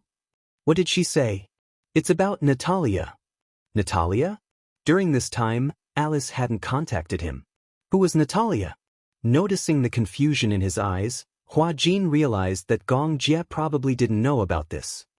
Alice suspects that Natalia's personality has already appeared. However, Alice said that Natalia's personality is very dangerous. She even knows how to hypnotize people. Therefore, Natalia is in danger. Danger? I might as well say that she is a dangerous person to us. She is like a ticking time bomb. We don't know when she will explode, but we don't know if she will explode. Gong Jie frowned and said immediately, Alice didn't mention this to me. I think she is too suspicious. Hua Jin paused for a moment and said, I've been under a lot of pressure recently. It's not that I'm scared, but I'm worried that I won't be able to take good care of Natalia. After all, I have no experience in taking care of patients, and my reaction is always half a beat slower. Don't worry, there's no need to be so stressed. Just pay more attention to her condition. I believe that with Alice around, the situation won't get out of control. I will arrange my work as soon as possible and try to return to China as soon as possible. Because Alice was by Natalia's side, Gong Jie wasn't very worried at first. However, when he heard Hua Jin's words, he realized that things might not be so simple. Chapter 42-43. Hua Jin nodded. For some reason, when Gong Jie promised that he would arrange it as soon as possible and return to see Natalia, Hua Jin felt inexplicably relieved. The name Gong Jie seemed to signify an absolute sense of security and reliability. Hua Jin put away his phone and walked in front of Natalia. Under her expectant gaze, he smiled and said, Daddy will arrange for work as soon as possible and return to accompany you. Are you happy? Natalia was so happy that she stepped on the waves. Uncle Huajin, I feel so lucky to have met Daddy and you. Natalia didn't know why, but she felt extremely emotional. She suddenly jumped off the swing, ran in front of him, and gave him a big hug. I love you. Perhaps it was because she grew up in the West, but Natalia knew how to express love. Huajin was stunned. He didn't expect Natalia to give him such a warm hug. It seemed to be the first time she hugged him so actively. He was overjoyed. He also squatted down and hugged her tightly. I love you too. Yeah. Natalia blinked and suddenly thought of something. She lowered her voice and asked softly, Then, if I make a mistake, will you and Daddy not want me anymore? How can that be? Huajin didn't think much of it. Who doesn't make mistakes? No one is a saint and will never make mistakes. How can we abandon you just because you make a mistake? Natalia's eyes couldn't help but turn red when she heard that. Huajin suddenly realized why she asked that. She had lived in an environment with too many uncertain factors since she was young. It wasn't an exaggeration to say that she was homeless. Strictly speaking, Natalia didn't have any real family. At first, when Gong Jie said that he wanted to adopt her, she didn't think much of it. She had a feeling that this family wouldn't last for long. She didn't have much confidence in the concept of home and happiness. Therefore, she felt uneasy and cautious. She even deliberately distanced herself from him because she was afraid that once she put her feelings into it, she would be sad once they were separated. Then it's a promise. Natalia carefully extended her pinky. Her eyes sparkled as she moved closer to Huajin and pouted. Pinky promise. From now on, we're a family. No matter what, let's never be separated, okay? After spending so much time together, Natalia realized how warm it was to have a family, even though they had been living together peacefully. It was this long-lasting warmth that made Natalia even more dependent on Huajin. The more he felt warmth, the more he felt that this warmth was precious and the more he wanted to cherish it. Especially today, after the phone call with Gong Jie and learning of her needs, he immediately arranged for work and flew back to accompany her. It made her feel like she was being treasured. Therefore, she also wanted to cherish it and open her heart to let Huajin and Gong Jie live in her heart. Huajin reached out his pinky and gently hooked it with hers. His lips curled into a smile, revealing his pearly white teeth. I promise you. Natalia looked at him and smiled. Chapter 42-44. She was grateful to Huajin and Gong Jie for giving her such a family, even though such a family seemed to be different from other children's families. Everyone else had a mother and a father. It was a pity that her family didn't seem to be such a combination. Natalia leaned into his embrace and suddenly asked curiously, If I call him Daddy, what should I call you? Uncle. Huajin raised his eyebrows. Isn't that what you've always called me? But I want a mommy too. As Natalia said that, she suddenly smiled mischievously. She sized up Huajin and said sweetly, How about I call you mommy? No. Huajin said awkwardly, I'm a man. How can I call a man mommy? That's how you address a woman. But, you're prettier than most women. Natalia blinked, but her expression was sincere. Huajin was speechless. That, he couldn't deny it. He was indeed prettier than most women. But that's not a reason for you to call me mommy. Natalia didn't care. She kept calling him mommy. Huajin corrected her, but it didn't work. Finally, under Natalia's coaxing and pestering, he nodded. You're not allowed to call me that outside. Then what should I call you?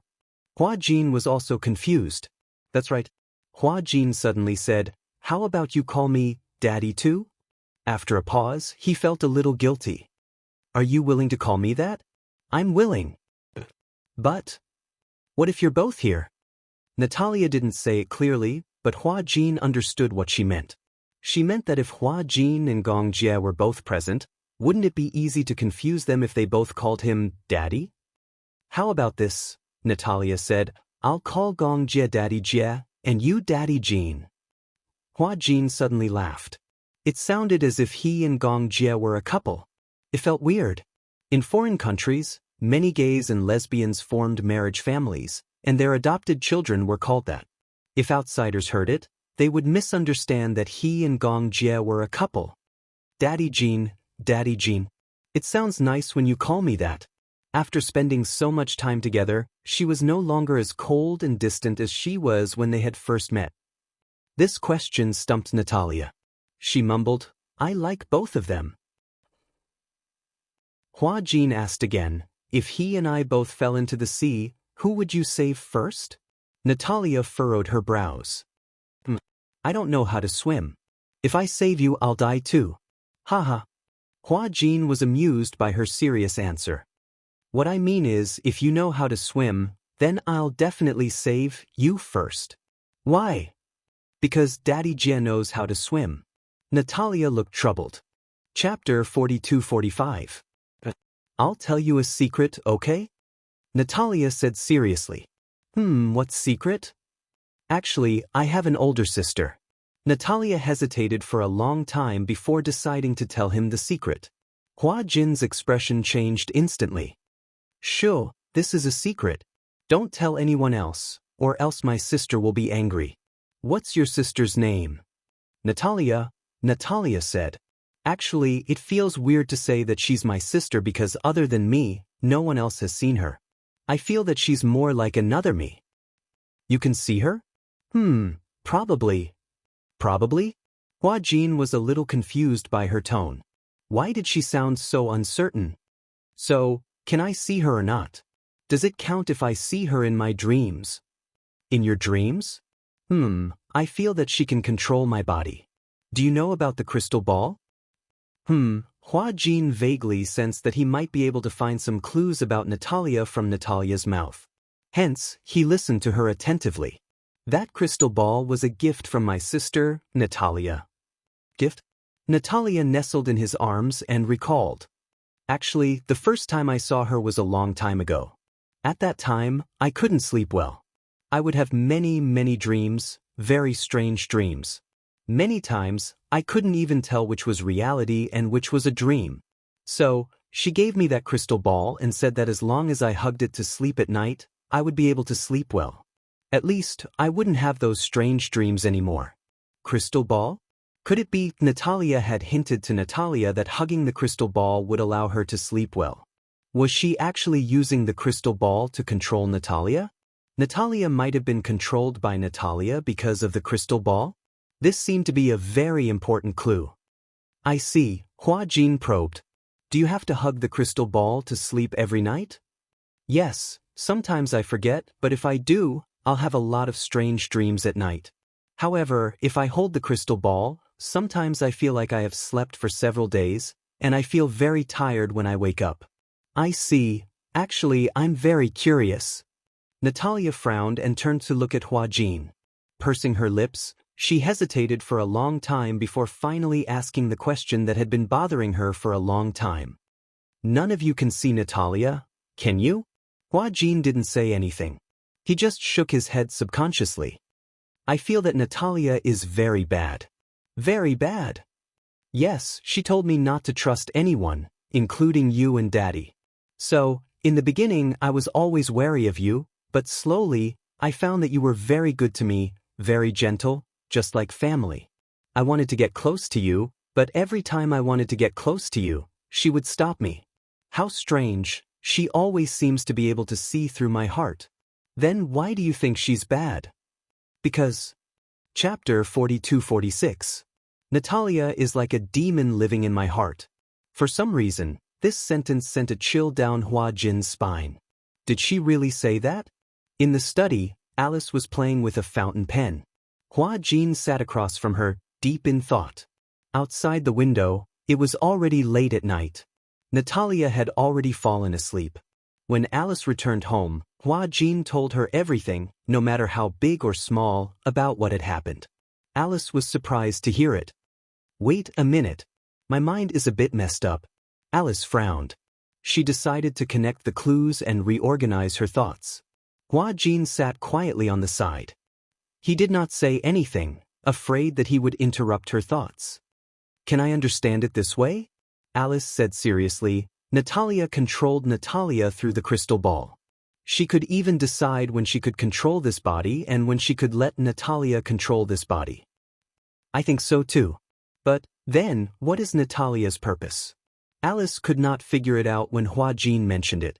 She had been thinking about Natalia's purpose and motive, but she could not figure it out. Hua Jin opened his mouth, wanting to say something, but he did not dare to do so. Alice obviously sensed that he had something to say, so she encouraged him. What do you think? I think my idea might be a bit ridiculous. I'm afraid that you will laugh at me if I say it out loud. Even if it's authoritative science, there are many ridiculous possibilities.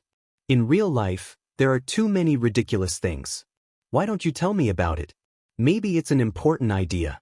Don't you think that it's suspicious that Professor Romanka allowed us to adopt Natalia so easily? Alice was suddenly stunned when she heard that. A white light flashed across her mind. What do you mean? Since Professor Romanka created Natalia, does he have the ability to control this personality? Perhaps, in terms of relationship, Natalia regards him as her father, or perhaps, as her master? Alice frowned and her eyes suddenly flashed with a sharp light. That's the main point. Then, since there is such a possibility, can Natalia's motive be considered as Romanka's, that he was the one who ordered Natalia to do all this?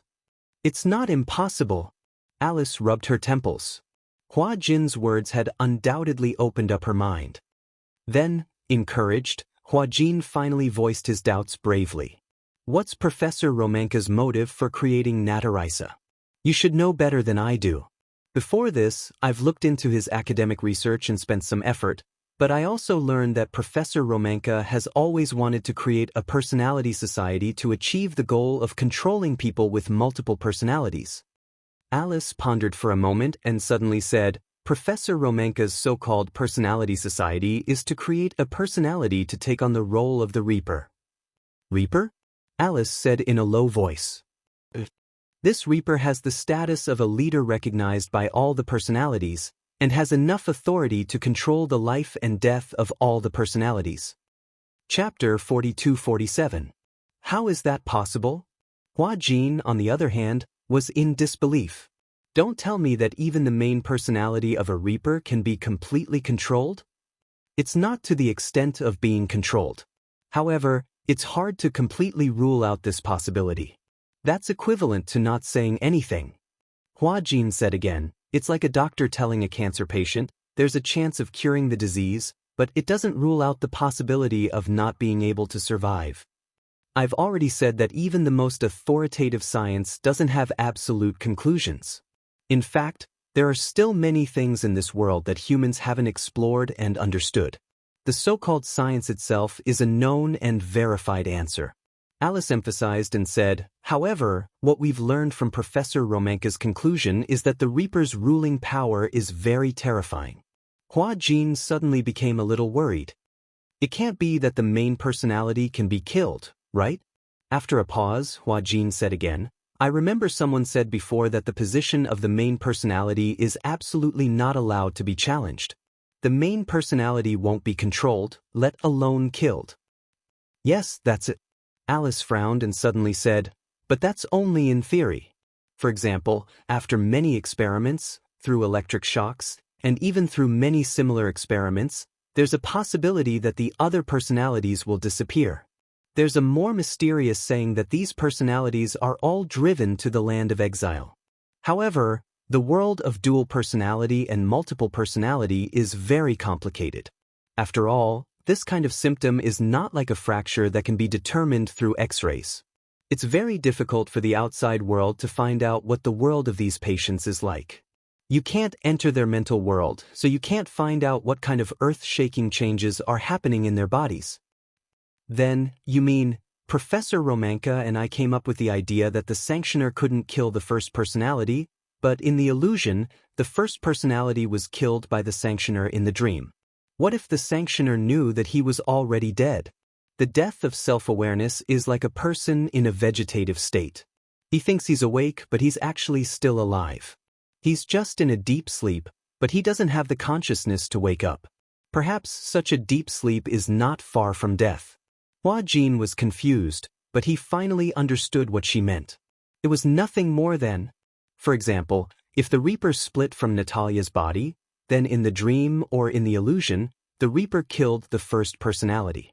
Then, if the first personality thinks that he's dead and doesn't realize that he's only dead in the dream, then an endless deep sleep is no different from death.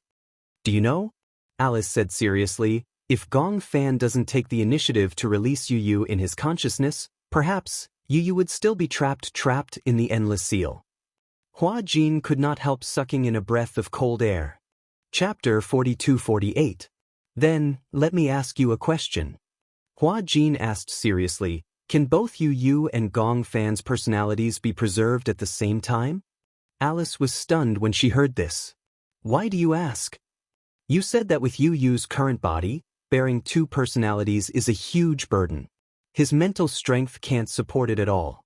However, whether it's Shirshir, Xiao Yichen, or even Yueyao, they all have feelings for Gong Fan. Under such circumstances, if Gong Fan's personality is erased, it won't be a good ending for anyone. Alice frowned helplessly. This is indeed a tricky matter. However, I've already contacted other experts in this field some time ago. When the time comes, we'll discuss it together. After all, I'm alone. With my ability, there might be many limitations. However, if everyone thinks of a way together, we won't be completely helpless. Okay. Hua Jin stood up and said to Alice, I'll go check on Natalia and see if she's asleep. Hua Jin went to Natalia's room. At that moment, the wall lamp in the room was still switched off. Natalia was very afraid of the dark. Sometimes, when she couldn't fall asleep, she would sleep with the lights on. Usually, Hua Jin would come to her room to check on her before going to bed. If the lights were still on, he would turn them off.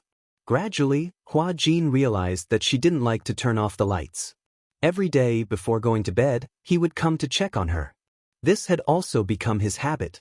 As he walked into the room, he was surrounded by warmth. Hua Jin walked to the bed and sat by it for a while. He didn't know why, but when he looked down at Natalia's sleeping face, he unconsciously fell into a trance. Natalia slept very quietly. Her eyes were closed, and her eyelashes were long, thick, and slightly curled. Her fair skin was crystal clear, as if it could be broken by the slightest breeze. Before this, he didn't even think that he would like children so much. He couldn't even imagine what it would be like to get married and have a family. Before this, he didn't even like children very much. He always felt that children were noisy. If he didn't teach them well and raised a naughty child, it would be even more of a headache. Nowadays, there were too many naughty children. Some of them were brought up because their parents didn't discipline them well, while others were brought up because their parents didn't have the time. Hua Jin had been having a headache. This was because he had never had a good family since he was a child. He had been through a lot of hardships growing up, and it was not easy for him to become sensible. He was really worried that he would not be able to give his future children a happy family. This was because he did not have a happy family since he was young. Thus, he did not know what a healthy family was like. Due to an accident, he suddenly became a surrogate father and had a child. In the beginning, he had been caught off guard, but he had gradually gotten used to it. After that, he had completely treated Natalia as his own child, as if she was his own. It was also for this reason that he gradually understood Yun Shirshir's feelings. Perhaps, when they grew up and became parents, they would understand their parents' good intentions. Because of this, he hated his father and mother even more. However, that was the grudges of the previous generation. He didn't want to understand, nor did he want to participate. He only wanted to give Natalia a warm family as much as possible. That was all. Chapter 42-49. He only hoped that Natalia could grow up peacefully like other children and have a normal family. Hua Jin gently reached out and carefully touched her skin. When his fingertips touched her face, he accidentally brushed past her eyelashes. Even though she was asleep, the itchy mark made Natalia shiver. He quickly retracted his hand, afraid that he would wake her up. After making sure that she was fast asleep again, he smiled, lowered his head, and gently pecked her on the forehead. Then he got up, turned off the lights, and quietly walked out. On the bed, Natalia felt as if she was dreaming and felt the warm goodnight kiss. She couldn't help but curl her lips into a half-smile. At night, Gong Fan lay in bed and couldn't fall asleep for a long time. He didn't know why, but he was a little anxious. He looked at the time and saw that it was already very late. He was also very tired, but he didn't dare to sleep. He was afraid that if he fell asleep, he wouldn't be able to wake up again. His anxiety made him even less sleepy. Thus, after a few rounds of tossing and turning, he felt much more refreshed. He sat up a little and leaned against the bed. He turned to look at Xianxia and saw that he was already breathing evenly. It was obvious that he was dreaming. Gong Fan let out a soft sigh and got out of bed. He shuffled his slippers and put on a jacket. When he passed by the study table, he saw Xianxia's earphones and iPod on the table and picked them up. He put on the earphones, walked to the balcony, and turned on the music. The music was paused halfway, so when he pressed the play button, the music started to play. Looking back, you haven't gone far, his gaze will never change. Gong Fan was stunned. He didn't expect Xianxia to listen to such sad music. The music was all right, but the singing was sad and the lyrics were sad. It couldn't help but stir up one's emotions. Gong Fan walked to the swing and sat up gently. He casually kicked it, and the swing started to sway slowly. The night breeze was gentle, and it was a little cold. He straightened his clothes and looked up at the moon in the sky. Indistinctly, he heard a suppressed, sobbing sound. Gong Fan was shocked and shouted. He followed the sobbing sound and groped his way over. His footsteps were very light, so even when he walked to the other balcony, the sobbing did not stop because he was discovered. What should I do? Am I being too selfish? When Gong Fan heard Xianxia's choked voice, his heart skipped a beat. He stood rooted to the ground, not daring to move. The balcony of the master bedroom was separated by a wall. On the balcony, Xianxia leaned against the railing. She lowered her head and held her forehead in frustration. Mu Yaja comforted her tenderly. Don't think too much. If Yu sees you like this, she will feel even worse. What should I do?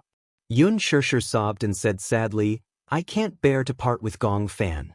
My heart aches for this child. He has been carrying so much on his shoulders since he was young. You must have noticed my reluctance and heartache for Gong Fan, so he shouldered everything by himself. And I can't do anything to help. Because of my selfishness, even though he is in so much pain, he can't bear to make a choice. He is worried that if he loses Gong Fan, I will be sad. Chapter 4250. She knew that she was the one who couldn't bear to part with Gong Fan. Yu could tell that she couldn't bear to part with him. That was why she had held on for so long. But now, she could tell that Yu's mental state was getting worse. Nightmares were endless. Nightmares destroyed one's willpower. Yu insisted that he was fine. She didn't even say a word of comfort. This wasn't something she wanted to see. She had imagined such a situation countless times. Yu and Gong Fan. She had to choose between them. But every time she thought of making a choice, she didn't dare to think about it anymore. It was this hesitation and indecisiveness that made Yu bear so much silently. There's no point in thinking so much now. I'm just thinking that whether it's Gong Fan or Yu, they are both our sons and we can't do without either of them. Maybe we don't have this condition now, but maybe in the future, in the near future, we will have this condition and you won't be in such a difficult position. When Xianxia heard this, she couldn't bear it anymore. Even if the body can bear it, the mind will never be able to bear it, right? If it were you, would you be willing to share a body with the other personality? Mu Yaja didn't say anything. Of course, he wasn't willing. It wasn't because he was selfish. It was because both personalities would suffer because of this. No one wanted to fall asleep tonight, only to wake up half a month later. Even if it was the same person, two personalities would never be able to fit together 100%. No matter how advanced the medical technology is, there's no way to save Yu and Gong Fan, unless Gong Fan exists in another body. After a pause, Xianxia calmed down a little. She gripped the railing tightly and said sadly, I don't want Yu to interfere with his decision because of me. You mean? Xianxia was silent for a long time. With tears in her eyes, she looked up at the hazy moon in the sky, but when she thought of the decision she had to make next, she closed her eyes sadly and cried. Yu is an independent person. He should have his own thoughts and shouldn't be unable to make a decision because of my concerns. So, she choked on her sobs for a long time. The broken words in her mouth could not be strung together into a coherent sentence. It was obvious how much pain she was in. Her back was stiff like a rock. If I really have to make a decision, Xianxia took a deep breath and said with difficulty, for Yu, I also want to give up Gong Fan. Even though the words were suppressed, they still reached Gong Fan's ears very clearly. He leaned against the wall and opened his eyes weakly. After a long while, he finally came to his senses and his eyes turned red. For Yu, I have to give up on Gong Fan? It was just a few words, but they were sharper than the tip of a knife. They pierced his heart mercilessly. Gong Fan pursed his lips tightly and didn't say a word. He stood silently in the shadows and hid himself. It was only when Mu Yaja comforted Xianxia and helped her back to the room that he finally found his breath. He finally took a step forward, but he almost stumbled and fell to the ground. Chapter 42:51. He sat on the bed in a daze. At that moment, Xiao Yichen was still sleeping soundly on the bed. He looked at Xiao Yichen with sincere envy. He envied Xiao Yichen for having a peaceful world. He didn't have to worry about not being able to appear again. He also didn't have to feel guilty, sad, or disappointed about being abandoned. Xianxia's words were obvious enough. For Yu, she was willing to give him up. In other words, if there was a medical method that could save Yu, she was willing to give him up. Between Yu and his Libra, she chose Yu. But what was wrong with that? After all, her feelings for Yu were not something he could compare to. But it was unfair. In fact, he had appeared a long time ago in this body. It was just that Gong Fan felt indignant, but helpless. Even so, even if he knew it was unfair, what could he fight for? He couldn't win. Gong Fan suddenly felt very sad. The thing that he had been afraid of had finally happened. He had always felt uneasy and insecure. Even if Xianxia tried her best to give him a sense of security, he still didn't feel safe. Now that he heard Xianxia's decision with his own ears, Gong Fan's entire world collapsed. He lay down on the bed and looked at the ceiling in a daze. His tears gradually stopped, but that kind of sadness was not something that tears could express. His heart was full of tears, but they couldn't flow anymore. The next day, Xiao Yichen realized that Gong Fan was depressed. He sat alone in a corner and ignored everyone who called him. It was just like when Gong Fan returned to the Mu family. He was cold and distant. No matter how patiently Xianxia talked to him, he either turned around and walked away or pretended not to hear her. Xianxia didn't know what had happened to make Gong Fan treat her so coldly. Xiao Yichen was also very surprised. Why did Gong Fan's attitude toward his family suddenly become so cold? For the next few days, Gong Fan was like this. Xiao Yichen could not hold it in any longer. He pulled Gong Fan into the room, and his cheeky smile was replaced by a serious expression. What's wrong with you recently? Gong Fan broke free from his restraints and glanced at him coldly. There was no emotion in his eyes. Since she had already given up on him, she might as well be cold to the end. If he treated them so coldly, they would also be disappointed in him and treat him coldly. In this way, if the day of separation really came, no matter who it was, they wouldn't be reluctant to leave and wouldn't feel sad. That was what he thought. However, his aloof attitude had undoubtedly infuriated little Yichen. Why aren't you talking? He was a little annoyed. Didn't you say that no matter what happened, you would never make mommy angry or sad? But look at what you've been doing these past few days. No matter how much mommy and I talk to you, you ignore us. Do you know that mommy's imagination will run wild and she will be very sad? This series of aggressive questioning made Gong Fan even angrier. He raised his eyes to look deeply at little Yichen and let out a sneer. Chapter 42:52. He was filled with anger, but he couldn't find a way to vent it. At this point, he still didn't want to make things clear. He didn't even want to vent his anger on Xiao Yichen, so he forcefully restrained himself. Gong Fan took a deep breath and turned to leave the room.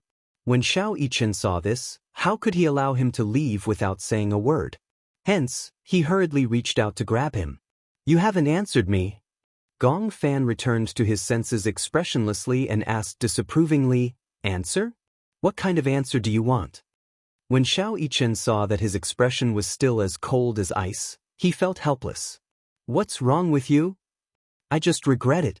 Regret? I shouldn't have come back in the first place, and I definitely shouldn't have let you wake up. That way, I could have occupied this body without any worries and wouldn't have to worry about competing with anyone. As he said this, Gong Fan angrily flung his hand away. He naturally thought that Xiao Yichen would naturally be on the same side as Xianxia. He would probably choose to give up on him too. After all, compared to him, he would definitely prefer Yu. Xiao Yichen was probably one of the people who had given up on him, just like Xianxia. As for him, he wasn't needed. What else was there to say to him? Gong Fan said resolutely, What I regret the most is treating you as my family. After saying this, he ignored the petrified Gong Fan and left indifferently. Xiao Yichen stood rooted to the ground for a long time, trembling in disbelief. He was angry that Gong Fan had let down his mommy's love. Mommy doted on him so much, but he had actually said such cruel words. Xiao Yichen didn't know what Gong Fan had experienced. He didn't even know that Gong Fan had eavesdropped on the conversation between Xianxia and Mu Yaja yesterday. Hence, he only thought that Gong Fan had thoughts of betrayal. Was he planning to betray Yu and monopolize her body? Xiao Yichen reacted and quickly chased after him. Before Gong Fan could go far, he rushed forward and grabbed his wrist. He shouted sternly, You're not allowed to leave. Speak clearly. Gong Fan was also stunned. He had never seen such a furious Xiao Yichen. He was like an enraged tyrannosaurus, glaring at him like a tiger eyeing its prey. I won't allow you to betray Mommy and Yu. When Xianxia heard Xiao Yichen's shout, she anxiously walked over with Yueyao in her arms. However, when she saw the two of them confronting each other, her eyes widened in shock. What happened? She asked, completely unaware of what had happened between the two of them. Xiao Yichen turned around. When he saw that it was Xianxia, he snapped out of his rage and regained some rationality. Mommy, what happened? Xianxia asked in surprise. Why did the two of them quarrel? Xiao Yichen would never quarrel with Yu, much less with Gong Fan. From what he knew, Yu and Gong Fan were both his younger brothers, and he was the older brother. Hence, he thought that he had to give in to his two younger brothers and never quarrel with them. It was extremely rare for her to see Xiao Yichen so angry, and she had never seen him so angry with anyone. What happened? Chapter 4253. Hence, when she saw Xiao Yichen flaring up at Gong Fan, she became even angrier and was determined to get to the bottom of the matter. However, in Gong Fan's eyes, this was undoubtedly charity. Xiao Yichen turned his face away awkwardly and refused to say anything. He didn't want Mommy to be disappointed in Gong Fan. If Mommy heard those words, she would definitely be very sad.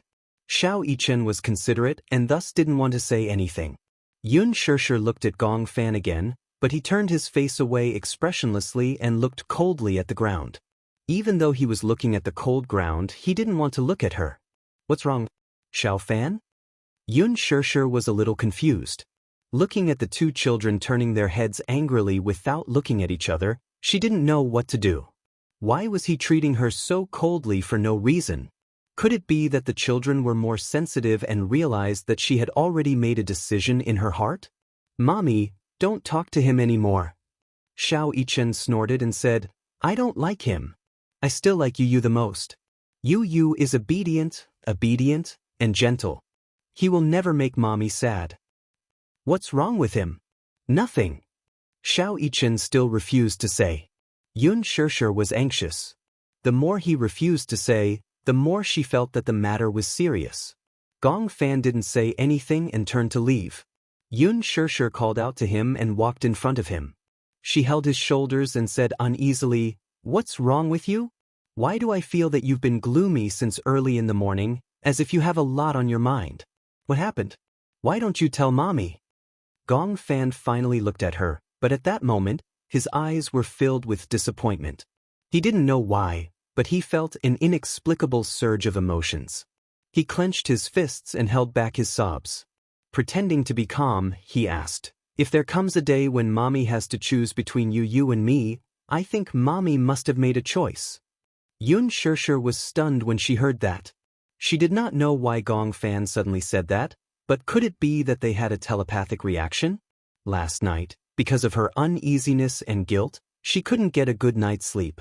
The next day, until Mu Yazhou went to work, even though her eyes were closed, she wasn't in the mood to sleep. Uneasiness and guilt attacked her fiercely.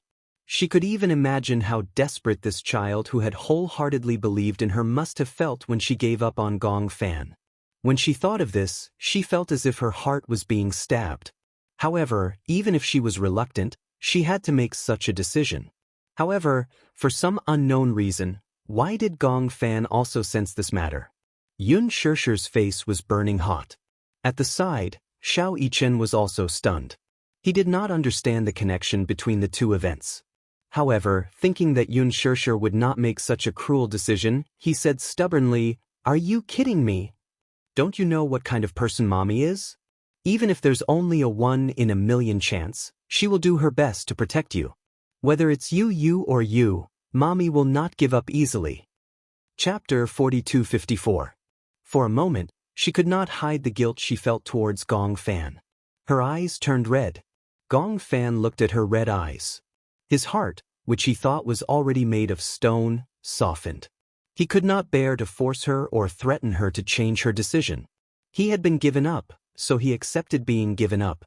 In the past, he had sworn that no matter what decision Xiaxia made, he would always trust her and protect her. Therefore, Gong Fan could not bear to blame her. Especially after seeing her tears, he could not harden his heart to face her. However, since it was her decision, he silently accepted it.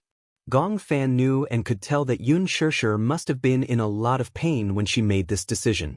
She was hesitating, and even now, she was still hesitating. He did not want to beg her to make a new decision because of this. After all, if this went on, he would feel tired and so would the others. Since it was so torturous, it was better to let go and give up. Everyone would be free and easy, and it would be much easier. Gong Fan knew that if that day really came, Xiaxia would definitely be overwhelmed by guilt. He curled his lips and a layer of ice suddenly appeared in his eyes. Xiao Yichen is right. Gong Fan looked at Xiaxia coldly. "I am indeed cold and heartless. However, how can you say that I betrayed you? In this world, the weak are prey to the strong. Similarly, although we have different personalities, we both have the right to occupy this body." When Xiaxia heard this, she did not expect him to say such cold and cruel words. The weak are prey to the strong?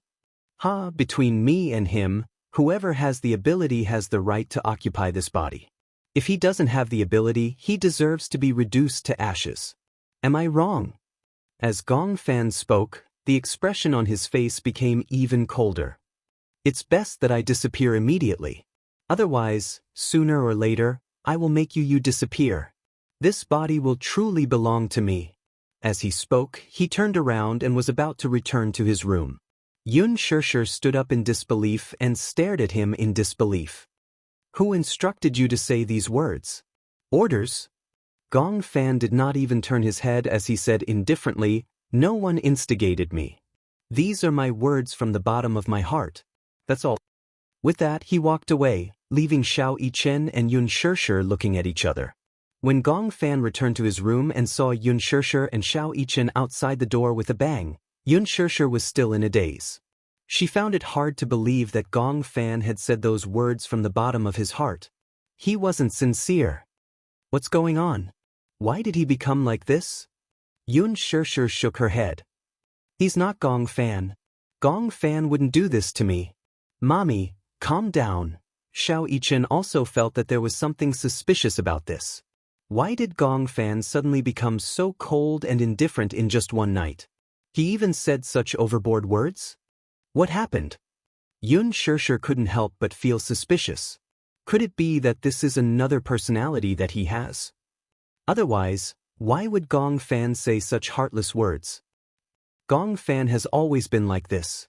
Have you forgotten how he was when he first came back? To us, to you, to Daddy, And to Yueyao, he seemed to look at everyone with hatred, right? Chapter 4255. That night, Gong Fan didn't come out to have dinner with everyone. Instead, he hid in his room alone. He had a very serious stomach problem. Yun Shishir had also reminded him about this. If he didn't eat on time, his stomach would hurt and it would be terrible. However, Gong Fan didn't want to come out. He locked himself in the dark room and curled up on the bed. He missed dinner time and his stomach was indeed in so much pain that it started to twitch. He clutched his stomach tightly, feeling cold all over. If he really decided to leave, since Yun Shishir had decided to give up on him, then he shouldn't be reluctant to leave. Be cold to the end. Let the coldness end everything. If he was cold to the end, the heartache would probably be less. Gong Fan turned over with difficulty and casually turned on the bedside lamp. He searched around the bedside table and as expected, he found a bottle of stomach pain medicine. Without the medicine, he chewed and swallowed the dregs. He returned to the bed and wrapped himself tightly with the blanket, shivering. Torture, like self-abuse, giving up. At the door, Yun Shishir paced back and forth at the door with the food that had been reheated 3 times. She looked at it anxiously but couldn't muster the courage to knock on the door. Mu Yaja saw that she kept pacing in front of Gong Fan's door and didn't even bother to eat. He felt helpless and didn't know whether to laugh or cry. He walked over and patted her shoulder gently. You haven't eaten yet. Eat first. However, Yun Shishir couldn't care less about eating. When she thought of Gong Fan's stomach problem, how could she care about herself? If he doesn't eat dinner, his stomach will definitely hurt. However, I've been standing at the door for a long time and haven't heard any movement. Could it be that his stomach is hurting and he's enduring it and unwilling to tell me? Yun Shishir rubbed her forehead in frustration and her eyes turned red again. Why is he like this? He was fine yesterday, but he suddenly changed today. I was caught off guard. As she said this, she tried to knock on the door again and said gently, Are you there? Gong Fan, come out and eat, okay? Mommy made your favorite century egg and lean meat porridge. If you don't have an appetite, eat a little to fill your stomach. After a while, there was still no response from the other side of the door. Yun Shishir bit her lip, her heart aching. Xiao Yichen couldn't take it anymore. He pushed Yun Shishir aside and slammed the door with his fist. Gong Fan, come out and eat. Do you hear me? He couldn't bear to see Yun Shishir being wronged like this, especially when she had brought out her sincerity, yet he had abandoned her. He was not qualified. However, even though he knocked on the door loudly, there was no response from inside at all. Was he completely ignoring them? Xiao Yichen was instantly enraged. Ignoring Yun Shishir's attempts to stop him, he lifted his leg and kicked the door open. His violence shocked Yun Shishir. She rushed in behind him and saw that Xiao Yichen had just turned on the lights and saw a figure curled up under the blankets on the bed. Xiao Yichen, who was originally in a rage, saw a bulging figure under the messy blankets. He walked over suspiciously and lifted the blankets. However, he saw Gong Fan hugging his arms and his body curled up like a shrimp. His forehead was covered in beads of cold sweat. Beads of sweat were dripping down from his temples. His pajamas were also drenched in cold sweat. Chapter 4256. What's going on? Xiao Yichen was shocked. Yun Shishir and Mu Yaja surrounded him anxiously. Amidst the panic, Mu Yaja was sharper. He saw the painkillers on the bedside table and immediately said, Could it be that his stomach is hurting again? His face is so pale. Could it be that he has low blood sugar? Yun Shishir said again, After all, he hasn't eaten for a day. Maybe his blood sugar is low. Xiao Yichen couldn't care less. He bent down slightly, put his hands around the back of Gong Fan's neck and knees, and carried him up. Let's go to the hospital, Xiao Yichen said and hurried out of the door. Even though he was also extremely frightened, he immediately made a decision in his moment of desperation. Mu Yaja and Yun Shishir looked at each other and immediately walked toward the garage. At the hospital, Gong Fan was hurriedly sent to the emergency room. The 3 of them waited nervously outside the door for a long time before the door of the emergency room finally opened. The doctor removed his mask and walked out with a serious expression. When Yun Shishir saw him, She immediately went up to him worriedly and blocked his way. "Doctor, how is he?" The doctor glanced at her and asked, "Are you the child's family?" Before Yun Shirshir could answer, he glanced at Xiao Yichen behind Yun Shirshir. Seeing that he looked exactly like Gong Fan, he understood. "Fortunately, you sent him here in time. The child is suffering from acute morphine poisoning. It's probably caused by accidentally taking too many painkillers. We've already pumped his stomach to induce vomiting. If he was sent here any later, I'm afraid that the child would suffer from respiratory failure due to the morphine poisoning. The consequences would be unimaginable." Morphine poisoning. When Yun Shirshir heard this, she couldn't help but feel a chill run down her spine. If Xiao Yichen hadn't barged in, perhaps Gong Fan would have suffered from respiratory failure due to the morphine poisoning. And all of this, they didn't know about it. Yun Shirshir lamented over Xiao Yichen's violent barging. If it hadn't been for him, perhaps Gong Fan would have been in deep trouble.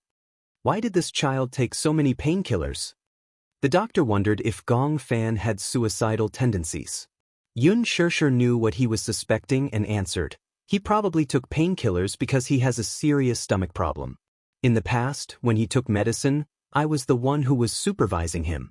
The dosage on was strict. This time, we weren't by his side. He threw a tantrum and refused to eat. His stomach, so he took the medicine, and his stomach on the pain. Like this." The doctor's tone on was, "You're a parent on is too. This kind of dangerous medicine should be kept by the parents themselves. How can it be placed in a place where children can easily touch it?" Yun Shirshir pursed her lips and lowered her head. She accepted the doctor's criticism guiltily. In fact, the doctor thought that Gong Fan was as childish as an ordinary child. Actually, only Yun Shirshir knew that Gong Fan knew that he could not take too much medicine. The big problem was that it was too painful this time. He had given up on himself and swallowed a lot at once. However, he did not know the consequences and almost caused such a disaster. "You're too irresponsible as a parent. You put the medicine where the child can see it. If he didn't know, he would have taken it all at once. Now that you've sent him back, I'm afraid there's nothing you can do to save him." Chapter 4257. Mu Yaja looked a little unhappy. When he saw Yun Shirshir lowering her head and apologizing sincerely, he couldn't help but feel sorry for her and pulled her into his arms. "We'll be careful next time. How's the child?" He quickly changed the topic. The doctor stopped there and heaved a sigh of relief. "He's been saved, but he has to be hospitalized for a few days. This child doesn't seem to have a good constitution and needs to be taken care of carefully. He'll be transferred to the ward soon. You guys can watch over him in the ward." Soon, Gong Fan was pushed out of the emergency room and transferred to the intensive care unit. Yun Shirshir came to the ward and saw Gong Fan lying on the bed with a pale face. There was no trace of blood on his face. His eyes were tightly shut and his hands were slightly curled. He was motionless and lifeless. Just by looking at it, she felt as if a knife was being twisted in her heart. How did he become like this? Yun Shirshir casually pulled a stool by the bed and sat down. Her heart ached as she held Gong Fan's cold hand. In his coma, Gong Fan seemed to realize this warm touch and couldn't help but hold her hand, unwilling to let go of this warmth. Yun Shirshir's heart ached even more. How did he become like this? What exactly happened to Gong Fan's body? Mu Yaja and Xiao Yichen stood at the door, not daring to disturb her. Now, Gong Fan was on an 4-drip and Yun Shirshir was guarding him without moving. When Xiao Yichen saw this, he said to Mu Yaja, "Tonight, I'll stay here and watch over brother. Daddy, do you want to go home first? You have to wake up early tomorrow morning." "How can I go to work in peace in this situation?" Mu Yaja laughed helplessly. Even though he usually looked deep and didn't seem to care much about Gong Fan, he was still his son after all. It was just that compared to a mother's love, a father's love had always been as deep as a mountain. He said, "I've applied for leave tomorrow. Today, I'll stay in the ward to accompany you. Why don't I send you back and rest early?" Xiao Yichen frowned and said honestly, "I can't sleep peacefully with little brother like this." "Then stay here and accompany them." Mu Yaja patted his head. "Go and get some hot water." "Oh, got it." Xiao Yichen briskly picked up 2 bottles of hot water and walked to the boiling room. Mu Yaja walked over to Yun Shirshi's side, gently held her shoulders, and squeezed them. Yun Shirshir looked up at him. Don't worry. Since the doctor said that he'll be fine, there's nothing to worry about. I keep having the feeling that he has something on his mind, but he doesn't tell me. After Mu Yaja heard this, he suddenly lowered his voice and asked, could it be that he accidentally heard the conversation outside yesterday? Yun Shirshir turned pale with fright. How is that possible? Other than that, I can't think of any other possibilities. Perhaps he couldn't sleep in the middle of the night and accidentally overheard our conversation in the back garden. Who knows? Could it be? Yun Shirshir couldn't help but shudder at the thought of it. If Gong Fan heard this, then he would definitely be bitterly disappointed. If he were in Gong Fan's shoes and heard that he had been abandoned, he would feel especially upset. If that was really the case, she wouldn't be surprised by Gong Fan's abnormal behavior today. Chapter 4258. When Gong Jie returned to China, it was already 1 o'clock in the morning. It was a full 10 hours of time difference, but he had already gotten used to it. The villa had a large private helipad specially reserved for helicopters. However, this helipad was very close to the villa. Gong Jie thought that if the helicopter landed directly on this helipad, the loud noise would definitely wake Natalia up. At this time, she might have already fallen asleep. Hence, he parked the helicopter at the helipad of another hotel and drove to the villa. Hua Jin was already asleep. In the middle of the night, his phone suddenly rang. He sat up in bed and picked up the phone beside his pillow. Only then did he realize that it was Gong Jie's number. He picked up the phone. Gong Jie's voice came from the other end. You're asleep? If not, oh please. What time was it now? It was already 1 o'clock in the morning. Why wouldn't he be asleep? It's so late. What's the matter? Gong Jie said, I'm here. Where are you? I'm home. Then why don't you just come up? Hua Jin silently rolled his eyes. However, Gong Jie said awkwardly, I'm lost. Hua Jin's eyes widened as if he had heard a fairy tale. Lost?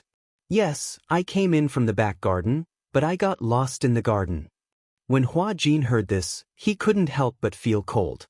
Indeed, the interior area of this villa was already astonishingly large. The complimentary garden area alone covered an area of more than 20 acres. In addition to the intricate garden structure and the lush shadows of the trees, Hua Jin had once lost his way in the garden. How did you come in from the back garden? The garage is in the back garden. Gong Jie gradually lost his patience and his voice became deeper. Come and pick me up. After that, he hung up the phone. Hua Jin let out a long sigh. Gong Jie had returned to visit Natalia. It seemed that, at least for the time being, he wouldn't be able to have a peaceful day. Hua Jin stood up, walked to the back door, and turned on the lights in the back garden in advance. He couldn't figure out the intricate route for a long time, but if the lights in the back garden were on, it would be of great help in finding the path. Can you hear where my voice is coming from? I heard you. Then do you see a huge stone sculpture here? I saw it. Yes, just walk in this direction and you'll be able to walk out. The huge back garden was like a huge garden maze at night. If one was not careful, it would be easy to get lost. Hua Jin rarely came to the back garden. Natalia, on the other hand, liked to wander around the back garden. This place was almost her world. The swing, the garden, the stone sculptures. This place was her little world. Gong Jie, on the other hand, was an out-and-out clown. He actually got lost in the backyard. After a while, Hua Jin finally heard Gong Jie's footsteps gradually approaching. He looked in the direction of the footsteps. Through the layers of shadows of the trees, he finally caught a glimpse of Gong Jie's figure shuttling through the garden. Hua Jin immediately went up to him. Here, this is the exit. He went over and unexpectedly bumped into Gong Jie, who was full of hostility. After searching the back garden for so long, his patience was basically exhausted. Chapter 4259. Hua Jin tried his best to hold back his laughter and pretended to be calm as he said, This is the villa you bought. Gong Jie snorted when he heard that. The real estate consultant didn't say that this would be a backyard where people would get lost. He thought that he was going around in circles. No matter how he walked, it would be the same. In the end, he would definitely return to the starting point. If Hua Jin hadn't turned on the lights, he would have been searching here for an entire night. Hua Jin sighed. Why did you come back so late? It takes more than 10 hours to fly from Hurricane to here. We also have to transfer to a helicopter. Why? My plane can't land here. I don't have permission to land. With that, Gong Jie asked again, what about Natalia? Is she asleep? Yes, she's asleep. It's already so late. She must have gone to bed long ago. Oh, Gong Jie said, then I'll go up and take a look. Do you still remember which row and which room her room is in? Gong Jie was stumped by the question. In that case, it seemed that he really didn't remember. He had bought this villa for Hua Jin and Natalia. It had to be said that it was really big. Not only did it occupy a lot of space and a backyard, but the entire villa was also very big. It was like a century-old manor. It was said that this villa was the king of villas in this area. It was even more impressive than Yun Shanshi, which was under Mu Yaja's name. When Yun Shanshi came to visit for the first time, she was very envious. She had never seen such a big villa before. Only someone as rich as Gong Jie could buy it with his eyes closed. He didn't feel anything at all. Gong Jie was used to living in big places. The land that the Gong family occupied could no longer be measured by square meters. It was a magnificent castle, and it was also a supermansion that was one of a kind in the world. Gong Jie and Hua Jin walked up the stairs one after another. Hua Jin led him to Natalia's room. After entering the room, he turned on the wall lamp. Gong Jie had just walked in when he smelled a fragrance. It was Natalia's natural fragrance. There was a faint fragrance on her body. It was hard to tell what it was, but it was especially refreshing. Gong Jie slowly walked into the room. His footsteps were very light as he was afraid of waking her up. When he walked to the bedside and saw the person sleeping soundly on the bed, his originally sharp eyebrows slightly relaxed. He gently sat down on the side of the bed. However, the moment he sat down, Natalia's eyelids suddenly fluttered, and she slowly woke up. She opened her eyes and focused her gaze on the man sitting on the side of the bed. When she recognized him, she was overjoyed all of a sudden. Daddy! Gong Jie was a little absent-minded when he saw that she was awake. Did I wake you up? No. Natalia pursed her lips and sat up on the bed. She opened her arms and softly snuggled into his arms and threw herself at him. Gong Jie hugged her with both hands, but Natalia's muffled voice came from his arms. Why did you come back so late? Hua Jin had told her that Gong Jie would be back soon. When Natalia found out that he would be back, she waited day after day, but he didn't come back. She couldn't help but feel a little disheartened. That night, she slept absent-mindedly. She was afraid that after she fell asleep, Gong Jie would return and she wouldn't be able to welcome him immediately. For a child, welcoming the return of a family member was a ritual. Chapter 4260. As she waited, she was so tired that she fell asleep in a daze. However, she didn't fall into a deep sleep. Thus, when Gong Jie came in and sat on the bed, she was startled awake. At that moment, she was like a little kitten, nestled in his arms. Gong Jie couldn't help but feel tender affection for her. The tedious matters of the past few days were instantly swept away and replaced by happiness. He hugged her and said gently, "Good girl, sleep early. It's already so late." "No, I want to hug you for a while longer." It felt like a century since she last saw him. Natalia was very introverted and rarely mentioned to Hua Jin that she missed Gong Jie. However, just because she didn't say it didn't mean that she didn't miss him. Gong Jie caressed her cheek gently and couldn't help but pinch it. "Have you been good at home?" "I've always been good. Mommy can testify." "Mommy?" Upon hearing this, Gong Jie widened his eyes in shock. Why did the little guy suddenly have a mommy for no reason when he wasn't around? At that moment, Hua Jin, who was standing by the door, heard Natalia's words. He blushed guiltily and cleared his throat awkwardly. Natalia acted as though she hadn't heard anything and hooked her finger at Gong Jie. Gong Jie obediently went over and heard her whisper, "He's mommy." She pointed at him with her finger. Seeing that she was pointing at him, Hua Jin guessed that she was whispering something. In a moment of panic, he said, Hey, Natalia, don't talk nonsense. Gong Jie looked back meaningfully and sized him up with a deep gaze. He didn't know whether to laugh or cry. Mommy? Hua Jin was speechless. Heh, did you secretly change your sex when I wasn't around? No.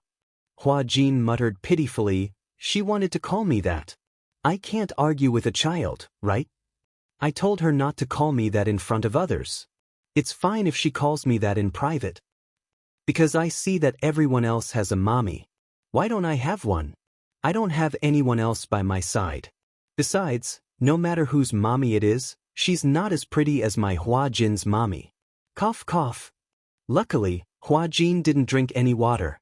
Otherwise, he would have choked on a big mouthful of water. Stop calling me that.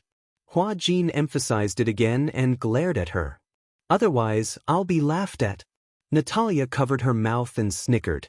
When Hua Jin glared at her again, she meekly replied, "Got it." Even though she expressed her acknowledgement, she still had a smile on her face. What Hua Jin did not notice was that Gong Jie, who was beside him, could not help but curve his lips into a gentle smile.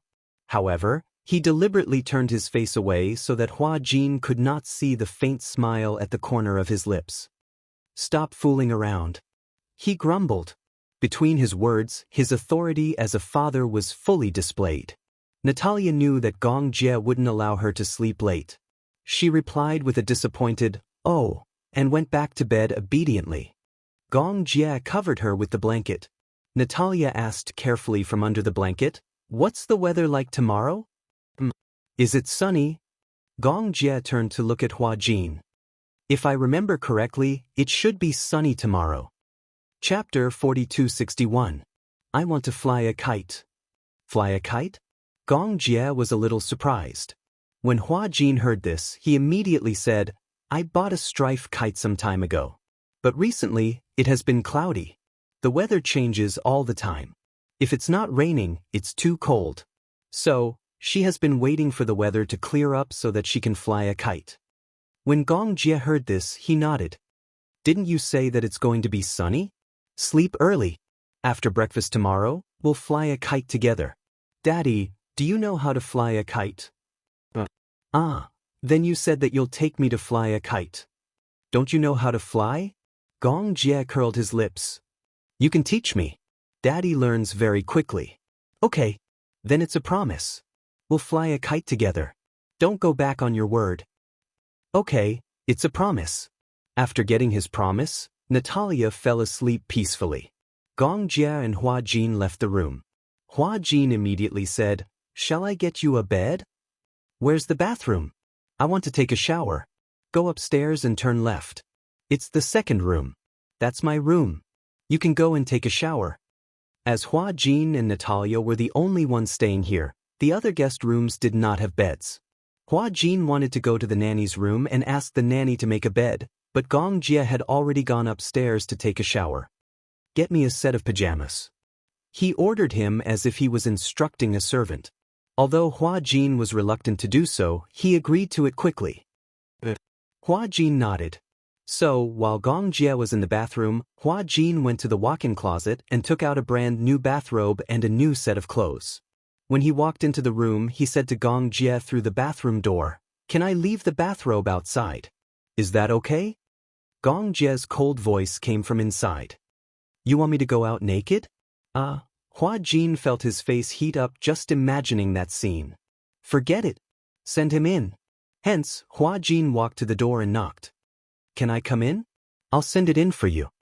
As soon as he finished speaking, the door opened from the inside.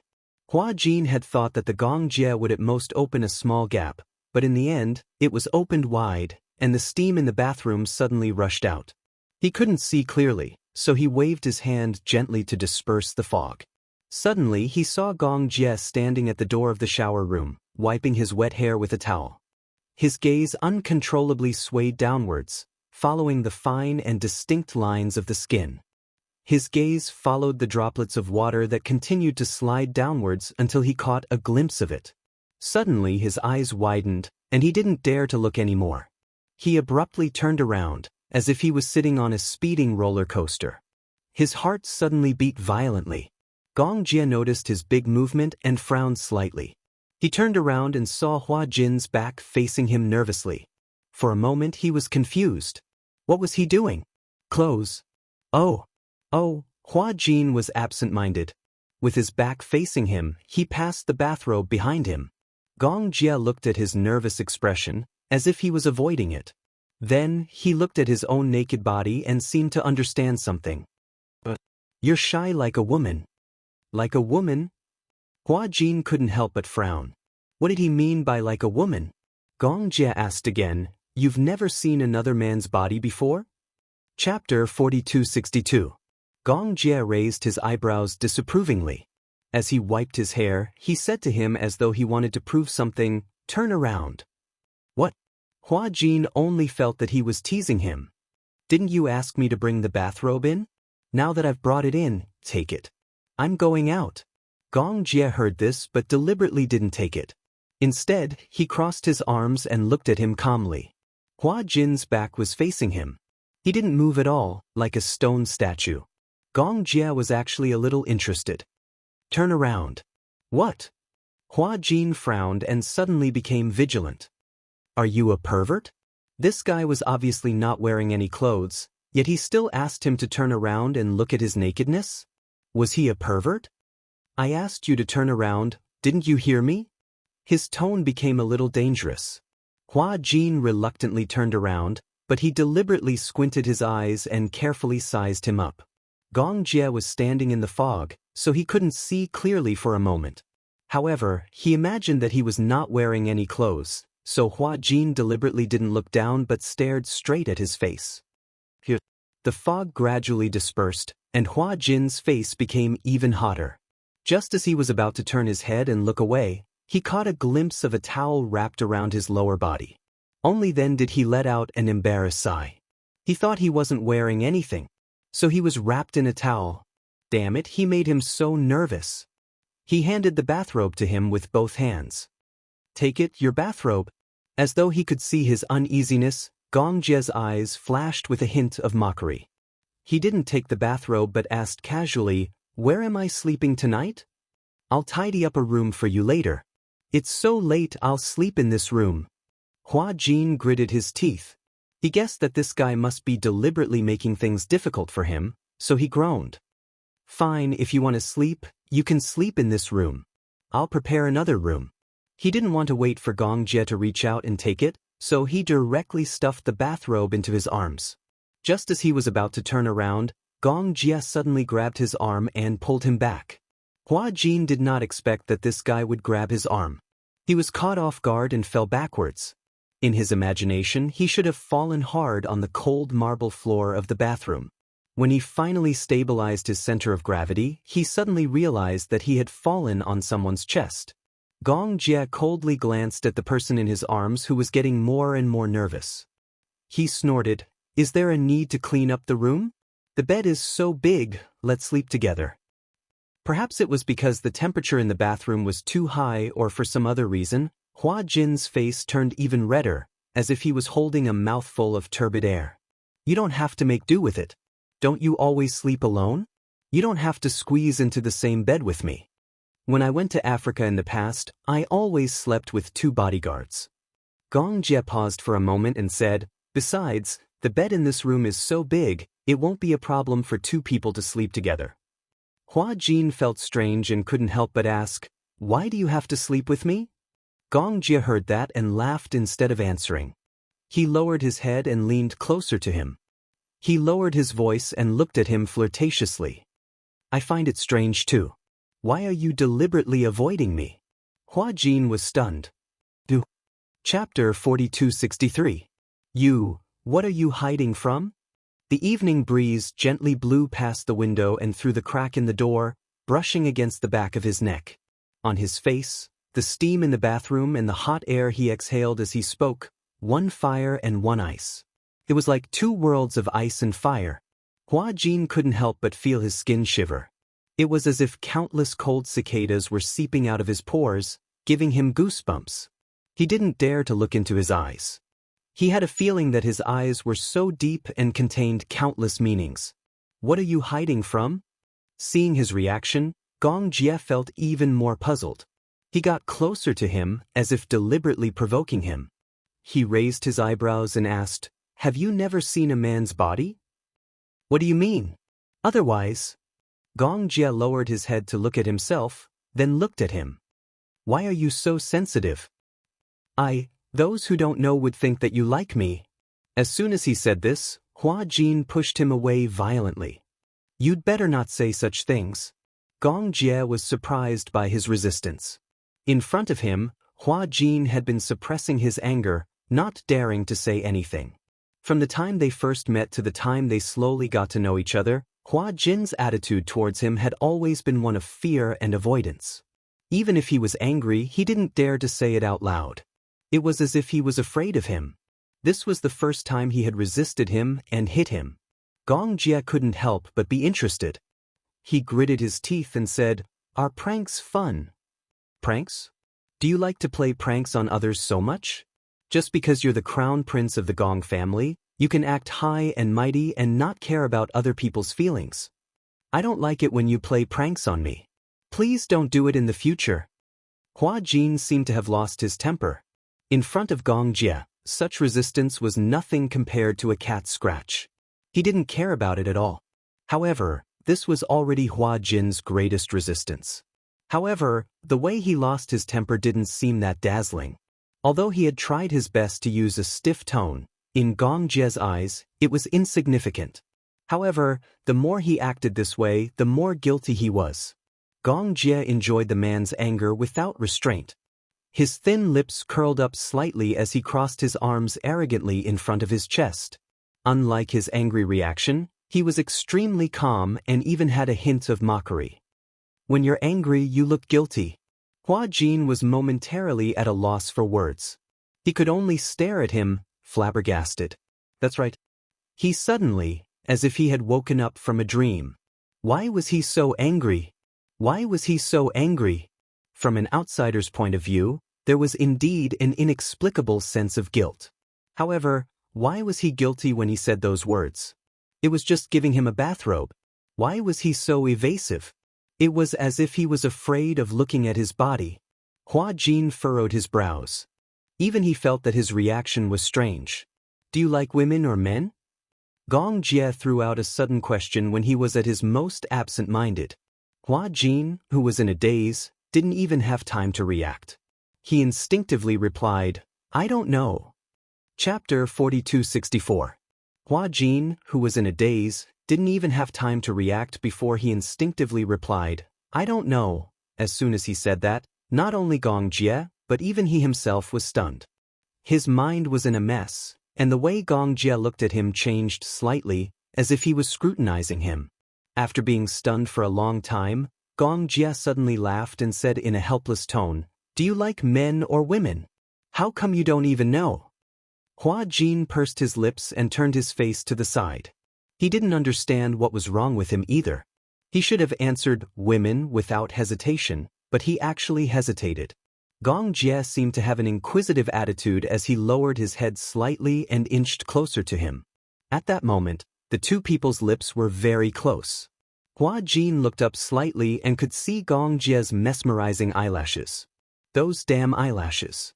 They were so long and so close to his eyes that his vision was a little out of focus. Gong Jie was especially tall and slender. He was like a wall that blocked him in the corner. His tall figure cast a shadow over his body. That shadow seemed to contain 1,000 pounds of strength, pressing down on him until he almost couldn't breathe. Hua Jin gripped the bathrobe in his hands. His knuckles were white, and the collar of the bathrobe was almost twisted out of shape. Because of Gong Jie's immense aura, he felt like he couldn't breathe. Gong Jie looked at him from the side. Seeing how nervous he was, his eyes flashed and he suddenly straightened his back. "Why are you so nervous?" As he said that, he curled his lips and took the bathrobe from Hua Jin's hands. He draped it over his body, tied a knot around his waist, and left the bathroom. Hua Jin, who was behind him, seemed to have lost all his strength. He straightened his body and barely managed to stand. Leaning against the wall, he walked out and saw that Gong Jie had already walked to the wine cabinet. He casually picked up a bottle of wine and poured himself a glass. Hua Jin immediately stood up awkwardly and tried to maintain his calm appearance. Gong Jie held the wine glass and gently swirled the red wine inside before taking a sip. He looked at him silently. Not knowing why, Hua Jin thought of a leopard ready to hunt from his gaze and couldn't help but shudder. Finally, he couldn't take it anymore. His gaze was so piercing that it made his hair stand. Hence, he hurriedly said, "You'll sleep here tonight?" As he said that, he turned around and left the room in a sorry state. Gong Jie stared meaningfully at his departing back as he put down his goblet, his eyes regaining their usual frostiness. He went into the guest room. Hua Jin made the bed in one go. By this time, the nanny and servants were already asleep, and he did not want to wake them up. Hence, he made the bed himself. It was only after he made the bed and went to bed that he realized that the silk blanket was a little thin. However, he could not be bothered to rummage through it, so he curled his body up to ward off the cold. However, even though he was tired, he didn't feel sleepy lying on the bed. Hua Jin tossed and turned on the bed, but he couldn't fall asleep. The night became unusually unbearable. For Xianxia, it was also an unbearable night. Chapter 4265. She had already asked the doctor several times to confirm that there were no major problems. It was just a symbolic observation period, so she had to be more careful. Xianxia did not dare to sleep either. She was afraid that if she slept too deeply, there would be no one to take care of Gong Fan when he woke up. Actually, she knew that she did not sleep deeply, but she could not fall asleep either. Her mind was filled with Gong Fan's disappointed and lonely gaze. He was so lonely that he was like a person trapped on an isolated island. Previously, she was still puzzled as to why he had suddenly become so cold. Now, she realized in annoyance that it was probably as Mu Yaja had said. Perhaps, he had accidentally heard her conversation with Mu Yaja last night. Xianxia was filled with regret. Even though she had already thought about what she had said back then, she started to regret it again as she looked at the sleeping face. Gong Fan was also her child. Why did she give up just like that? But on second thought, she did not want to use Yu as a stake after all. If she was the one blocking the way, she would be willing to take a gamble regardless of the cost. However, if it was Yu, she was worried that she would not be able to afford to lose. She did not dare to take the risk. The ward was very big. Even though it was almost spring and it was difficult to find a ward for the changing season, Mu Yaja still tried his best to negotiate and finally settled on a luxurious ward. There were 2 rooms and 1 living room. Mu Yaja and Xiao Yichen slept in the other room. Initially, Mu Yaja said that he would stay behind to accompany them. When they were tired, they could just rest on the sofa for a while. He let Xianxia and Xiao Yichen sleep in the other room. However, Xianxia could not fall asleep. Even if she was sleepy, she had a lot on her mind and refused to sleep. Mu Yaja knew what was on her mind. He also knew that she wanted to make use of every inch of time to accompany Gong Fan, so he did not say anything. He reminded her to wake him up if she was tired. He would take care of her and let her sleep. Xianxia agreed verbally, but how could she really bear to sleep by herself? She couldn't sleep well. Yu used to be a thorn in her heart. Ever since he was born, his physique had been poor and his body was weak. She had been trying her best to nourish his body. It had not been easy for his body to recover, but now his illness had increased. Another worry for Gong Fan. Beside Gong Fan's bed, there was an accompanying bed. When it was folded, it was a chair. When it was unfolded, it was a single bed. She lay on the single bed, but from time to time, she would sit up and look at Gong Fan's face. She looked again, and as she looked, she unconsciously began to cry. She felt that she really didn't deserve to be a good mother. Back then, Xiao Yichen had once told Yu that he envied Yu for having mommy by his side since he was young. However, Xianxia was upset that she had kept Yu by her side out of selfishness. If he had been able to control his condition when he was young, he might not have ended up like this. Perhaps, if Yu had stayed by Mu Yaja's side at that time, he wouldn't have developed a dual personality because of those dark and bullied memories of his childhood. However, how could there be medicine for regret in this world? No matter how much she regretted it now, it was useless. Xianxia could no longer sleep. She sat by the bed and carefully held Gong Fan's right hand. His originally thin arm had become swollen because of the foredrip just now. A gentle pinch would create a dent that would not recover for a long time. His entire arm, including the back of his hand, was unbelievably cold. Chapter 4266. His hand was really cold. It was probably because he had just finished the 2 bottles of foredrip, so the temperature was frighteningly low. She placed the back of his hand on her cheek pitifully, trying to warm his hand with the warmth of her skin. Gong Fan's fingers curled up slightly in his faint state. She thought that he had woken up and immediately went over anxiously. However, he still didn't move. His eyes were tightly shut, and there were no signs of him waking up. Xianxia's eyes fell in disappointment. How could she forget that the doctor said that the foredrip had a calming component? Hence, he wouldn't wake up for a while. He would probably be unconscious until tomorrow afternoon and could only rely on the foredrip to maintain his consciousness. Xianxia leaned over and kissed his forehead gently. She choked and said, "Gong Fan, do you know? If there's really a conditional exchange in this world, I'm willing to use my life in exchange for you and you use safety. You're very important to me. I really don't want to let go of your hand." She pursed her lips and raised her head, forcing her tears back. She couldn't cry anymore. If it was early in the morning, Wuxia and Xianxia would be worried if they saw her red eyes. Xianxia leaned against the back of his hand and quietly stared at his sleeping face. The next day, Hua Jin was woken up by the cold. The morning breeze was the coldest. Even though the windows were tightly shut, the slightly chilly morning breeze made the entire room seem like it was covered in a layer of frost. Even though it was already the spring equinox, the weather was still as cold and hot as before. It might still be autumn in the morning, but it would be midsummer in the afternoon. At night, it might be midwinter. Hence, in such weather, Hua Jin always wore a thick coat when he went out. When the weather was hot, he would take off his coat. When it was cold, he would put it on again. However, he was obviously careless. The thin blanket and the cold morning forced him to wake up. When he woke up, his limbs seemed to have stiffened and he couldn't help but tremble. He sat up in bed and sneezed several times. He sniffed and realized that he had caught a cold. He rubbed his forehead with a headache. She could still get used to the temperature at night, but she didn't expect to get frostbite in the morning. Her clothes were in the master bedroom. She did not know if Gong Jie had woken up yet. According to Xianxia, ever since he was young, Gong Jie always had a bad morning temper. She wondered if he would be shocked out of the door by the Demon King's morning temper if he risked his life to sneak into the bedroom to get some clothes to wear. Just the thought of it was terrifying. Last night, he had fallen asleep in a daze while his thoughts were running wild. When he woke up, he was in a daze for a short while. Then he thought of Gong Jie's strange words and actions last night, which made him very annoyed. Hua Jin lazily laid down on the bed and rolled up the blanket. Just like that, he pitifully restrained himself under the blanket. He rubbed his left foot against the back of his foot, trying to use the most primitive method of rubbing to generate heat. Damn it, the blanket was made of silk.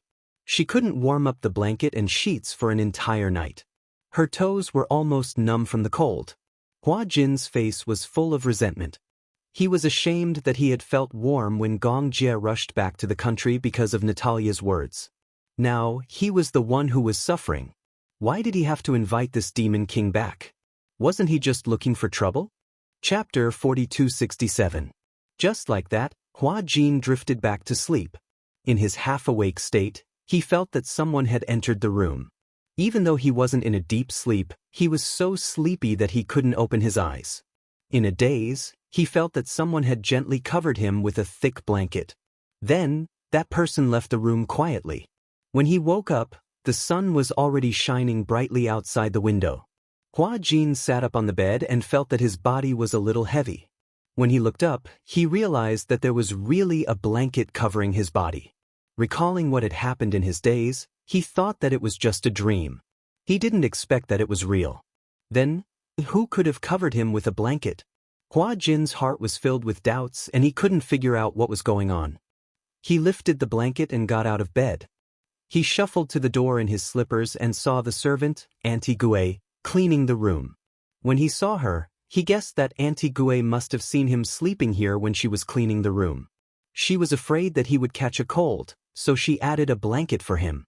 "Good morning, Auntie Gue." Hua Jin smiled and greeted her. Auntie Gue looked up. When she saw him, she was slightly surprised. "Young master, why are you sleeping in this room?" Only then did she realize that she had committed a huge taboo by cleaning the door of the room he was sleeping in. As a servant, when the master was resting, they wouldn't step within 10 meters of him unless he had already woken up. Only then would they enter the floor where they were resting to clean. Hua Jin was startled. He thought that Auntie Gue had added a blanket for him when she was cleaning the room.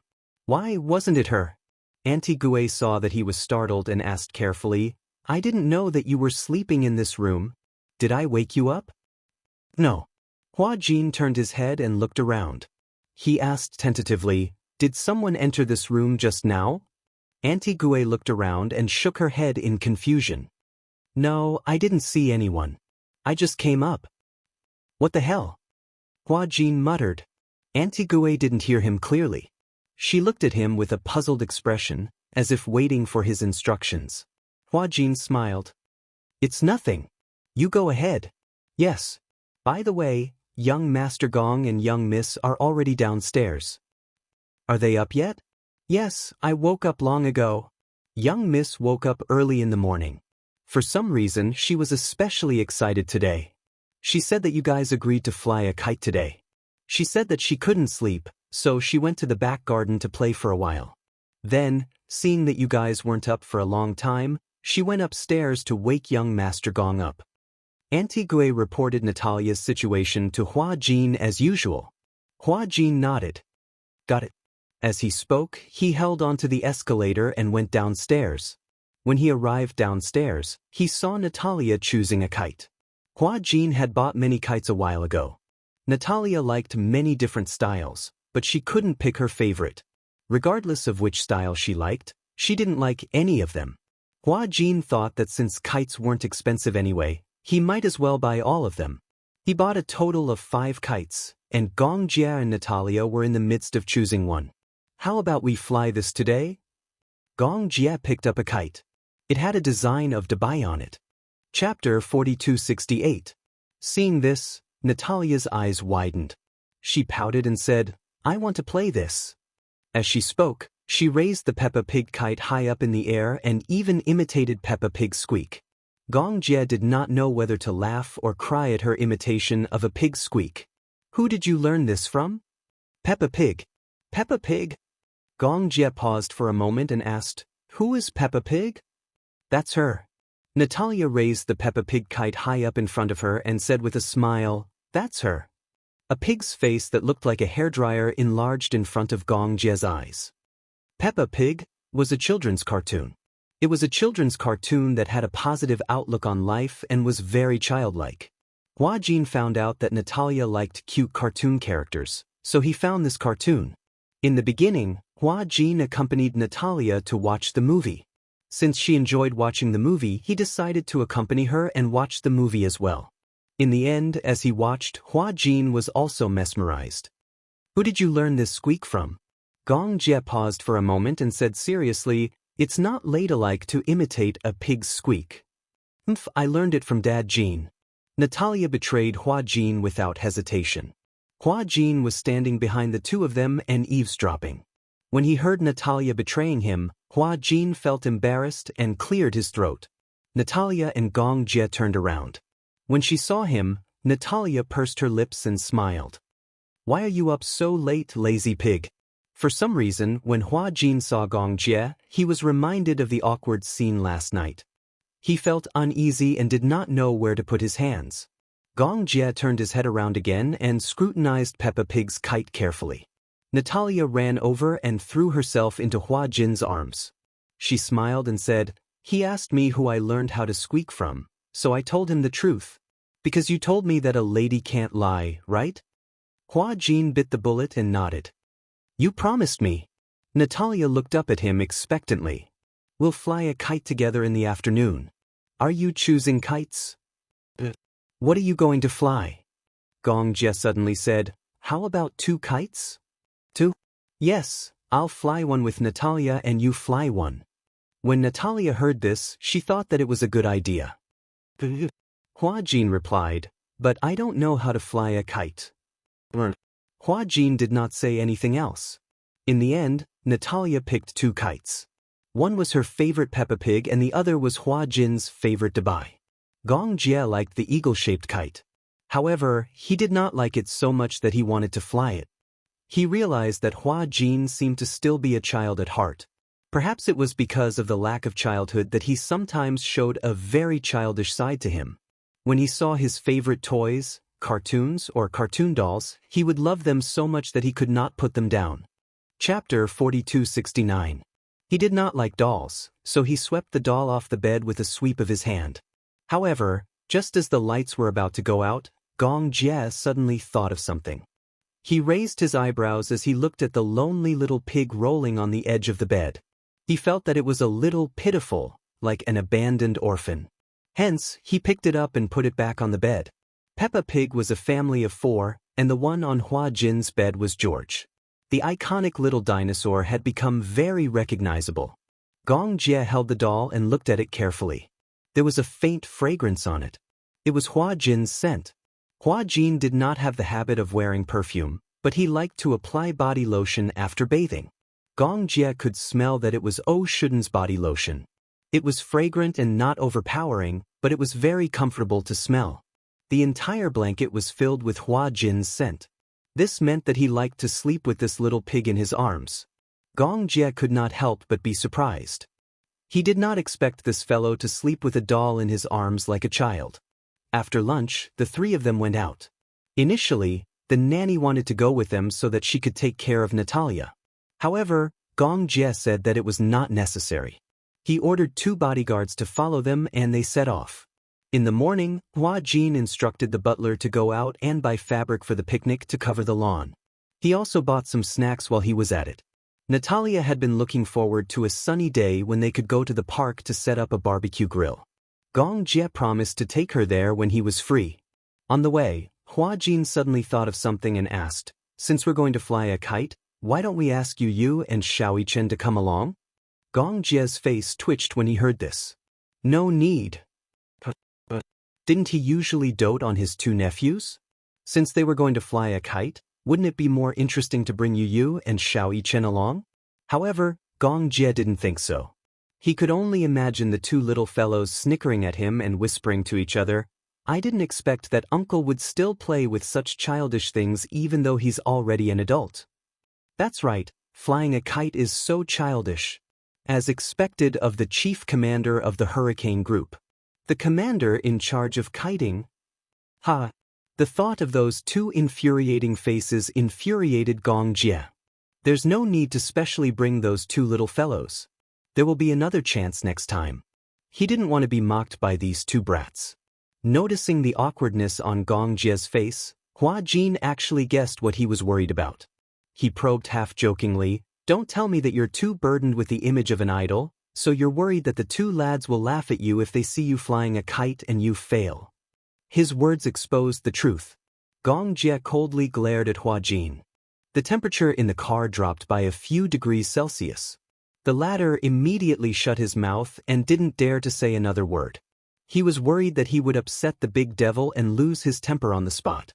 After thinking about it, he felt that he had to explain himself. "Actually, I don't think it's a big deal to fly a kite with the children. When you have a son or daughter in the future, you might even have to do homework and do handicrafts with them. Isn't that even more childish?" Natalia, who was beside him, was stunned. Chapter 4270. Just as Hua Jin had said, there would be a day sooner or later when the Gong Jie would fall in love with a woman. Then, the 2 of them would get married and have a child. That child would have the blood of the Gong Jie flowing in his veins. He would be her biological child. But she wasn't. If there was such a day, then would that child replace her and receive all the love and affection of the Gong Jie? But it was nothing. Suddenly, Natalia was a little envious of that child. Even though the child wasn't born yet and only existed in an abstract sense, just thinking about it made her feel envious. She thought that the child of the Gong Jie must be the luckiest child in the world. She had such a handsome father who loved her so much. She was afraid that she would never have such a bond of blood in her life again. Thinking of this, Natalia's gaze suddenly looked a little lonely. When Hua Jin looked at her, she immediately curled her lips and smiled to hide it. Hua Jin was a meticulous person. Through Natalia's smile, he could see her loneliness and disappointment. He immediately realized that his words just now had probably caused her to have some bad associations. She probably thought that one day, when the Gongjie really fell in love with a wife, got married, and had a child, he would definitely give all his love to the child and not to her. But if Natalia didn't say it, he couldn't say it either. Otherwise, it would be too deliberate. Just as he was feeling conflicted, Natalia looked at Hua Jin curiously and asked, "Will you get married in the future?" You will definitely find a woman you like in the future and get married. Then, like Daddy, you will get married and have a child, right? When Hua Jin heard this, he immediately confirmed his guess. Just as expected. She was really worried about this. "I won't get married." Hua Jin chuckled and immediately said, "I won't get married." She had been mentally prepared for Hua Jin to say that he would get married, but when she heard such an answer from him, Natalia was even more surprised. Because, Hua Jin said seriously, "I don't want to get married." "Why not?" "Because I already have you." Natalia didn't expect such an answer from him. She was stunned and looked at him in surprise. "Do you plan to spend the rest of your life alone?" To die alone. He was not destined to be alone for the rest of his life. "What do you mean by dying alone? Don't I already have you?" Hua Jin patted her head lovingly. "In the future, no matter what happens, you and I will be together forever. We will never be separated." When Natalia heard this, her heart was deeply touched. Her eyes reddened, but she held back her tears and nodded heavily. "Yes, I will study hard and earn money in the future to support you in your old age." Perhaps for Natalia, not getting married for the rest of her life was not a clear concept, but it was enough to shock her. However, retirement, Hua Jin immediately imagined himself paralyzed in a wheelchair while Natalia was all grown up and busy beside him. Oh my God. This little rascal, he hadn't even grown up yet, but he could already imagine what she would look like when she was old. Was this filial piety? Should he symbolically feel touched? Chapter 4271. Natalia threw herself into his arms and said seriously, "I've decided to love you more from now on. After all, you're the man who's going to be with me for the rest of my life." When Hua Jin heard this, he was overjoyed. Although he pretended to be calm on the surface, the corners of his mouth couldn't hide his delight. "You finally realized the truth." Hua Jin hugged Natalia lovingly and raised his handsome eyebrows. "I'm the man who's going to be with you for the rest of your life." When Gongjie heard this, he didn't think much of it and said unhappily, "Why should I?" Natalia and Hua Jin looked back at him in surprise. "You didn't even ask me. How do you know that I'll definitely get married and have children in the future?" When Natalia heard this, she didn't quite believe him.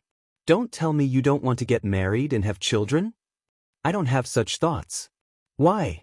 Natalia suddenly threw out a shocking sentence. "Don't tell me you like men?" Gongjie was speechless. Hua Jin was speechless. After Natalia asked this question, before Gongjie could react, Hua Jin's face turned red. He immediately muttered, "Don't talk nonsense." Gongjie glanced at Hua Jin meaningfully and couldn't help but laugh. "Why are you blushing?" Hua Jin instinctively touched his face and looked at the phone screen. "Is my face red?" When he turned around, he saw Natalia nodding sincerely. "Yeah, it's very red." Hua Jin immediately found an excuse. "It's probably because the sun outside is too strong. It's red." Then, there was dead silence in the car. The car drove towards the outskirts. Half an hour later, the car arrived at Forest Park on Stone Horse Mountain. Outside Forest Ridge Park, there was a large lawn. On weekends and holidays, many people would bring their children and call their friends over to fly kites. However, coincidentally, it wasn't a weekend or a holiday. Instead of the busy holiday season, there were only a few kites on the lawn. The bodyguard got out of the car and stood by. Hua Jin carried the basket of snacks to a spacious lawn and laid out the tablecloth on the lawn. The fruits were all washed. Hua Jin took Natalia's favorite snacks and placed them casually on the lawn. However, when Natalia reached the lawn, she was unusually excited. She looked around and ran around to check the area. When she came back, she reported to Gong Jie that she had found a suitable place to fly kites. There are more people there. Everyone is standing there to fly kites. Gong Jie nodded. He picked up the kite that Hua Jin had arranged and was about to walk over with Natalia. When Hua Jin saw this, he immediately stood up and said, "No, don't fly it in a crowded place. Because if there are too many people, the kites will be too close together and the strings will get tangled. If that happens, the kite will fall easily and the string will be knotted." This time, he only brought 3 reels of string. If it was to be knotted, he didn't have many spare ones. As he spoke, a kite fell and landed on Hua Jin's back. The two of them ran over noisily. The string got tangled. Chapter 4272. Hua Jin turned to Natalia and Gong Jie with an expression that seemed to say, "See, I'm right." Natalia nodded with a confused expression. "You seem to know a lot. Didn't you say you didn't fly kites before?" "I didn't fly kites, but I did a lot of research." Hua Jin had done a lot of research. He usually didn't fly kites. Furthermore, it was rare for him to go out with Natalia, so he didn't want to fail. Thus, Natalia and Gong Jie chose a more spacious area that was far away from the dense cluster of kites. Although there weren't many people at this time, the people who came to fly kites were all gathered together.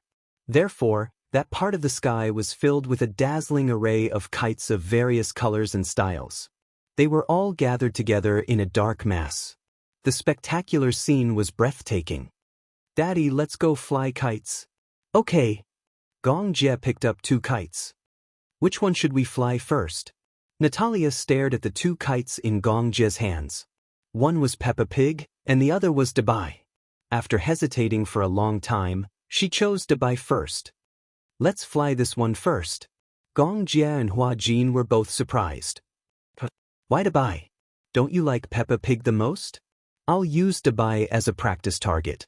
If I don't fly it properly and it flies away, I still have Peppa Pig."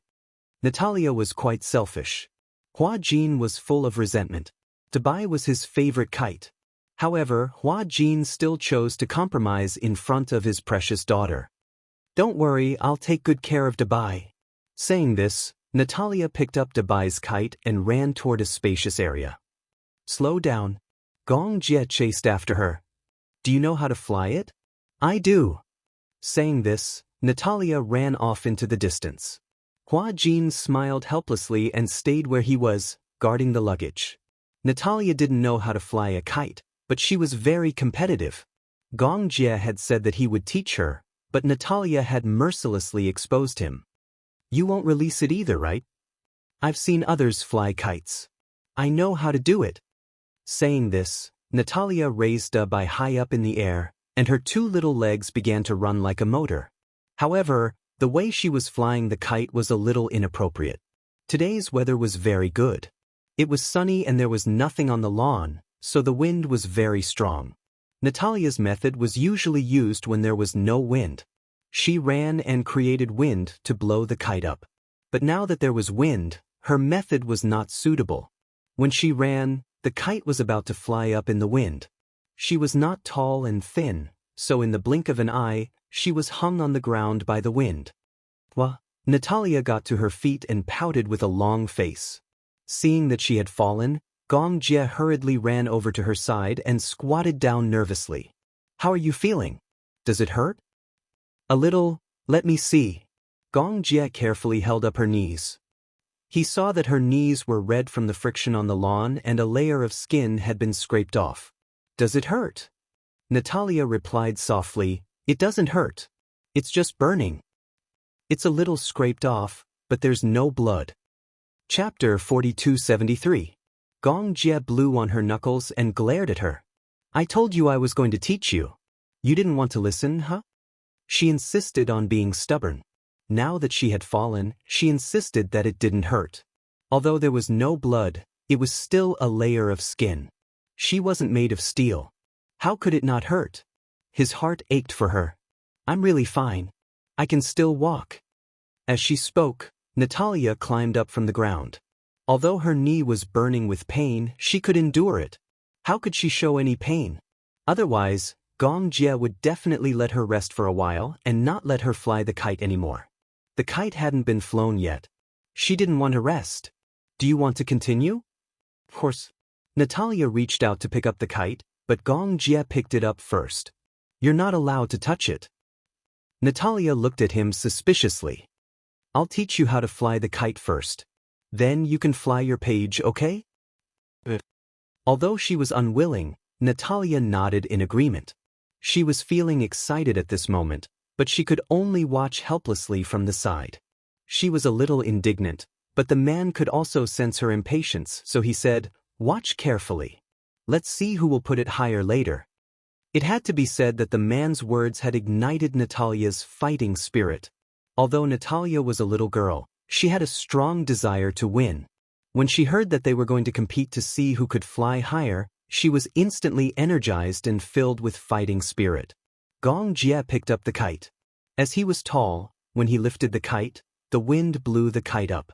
He threw the kite like a paper airplane. Then he let go of the reel and took a step back, gently tugging on the reel from time to time. The wind blew the kite higher and higher. Although Gong Jie didn't have the skills to fly a kite, he thought that the kite would probably fly as far as a paper airplane. He had studied engineering, so a game like kite flying was child's play to him. The kite took off smoothly. In his hands, it was as obedient as an old eagle that had undergone strict training. He knew how to use the wind very well. If the kite showed signs of weakness in the air, he would tighten the reel and give it a gentle pull. If he felt that the string was starting to tighten, it meant that the wind was blowing. Thus, when the wind came, he let go of the string and let the wind blow the kite higher and higher. Unknowingly, the reel had loosened by half, and the kite was flying higher and higher. Even with the naked eye, it seemed to have surpassed all the other kites on the lawn. Why are those kites not as high as you? Natalia's eyes sparkled. Daddy, you're amazing. Hua Jin suddenly walked over and overheard their conversation. He said disapprovingly, their line isn't as long as ours. Their line has already reached the bottom. Look at the height, it's no more than 400 meters. The line I brought can reach up to 800 meters. 800 meters! Well, actually, the kite string is 1,000 meters long, but any higher and the kite string will break easily. Natalia nodded, half understanding. Oh, I get it. So our kite is over 400 meters now, right? There's a mark on the line. Chapter 4274. Hua Jin walked over to take a closer look. There was a tick mark on the line, indicating that the kite had already flown up to 500 meters. How much effort had it taken to successfully fly the kite up to 500 meters? He claimed that he had no kite flying experience. Who was he kidding? It's fun. Gong Jie suddenly felt that kite flying was quite interesting, especially when he caught a glimpse of Natalia, who was beside him, looking at him with admiration. This made him feel that this activity could not be more interesting. Natalia felt a little guilty. Just now, she had been eyeing Gong Jie covetously, determined to compete with him. Now, seeing him fly so high, she suddenly felt a little discouraged. I lost. She said angrily, I definitely can't win against Daddy. When Gong Jie heard this, he smiled disapprovingly. You're giving up just like that? When she heard that, Natalia immediately retorted stubbornly, Who said that I'm giving up? I haven't said that I'm giving up yet. Hua Jin immediately said, Natalia, let's go fly Peppa Pig, okay? But Natalia clenched her little fists. I must fly higher than Daddy. Okay. You're not allowed to help. I want to fly it myself. Okay. Hua Jin smiled as he watched Natalia walk to the makeup table. She grabbed the kite and string from Peppa Pig and studied it for a while. Finally, she returned to Hua Jin's side dejectedly. How do I tie the kite string?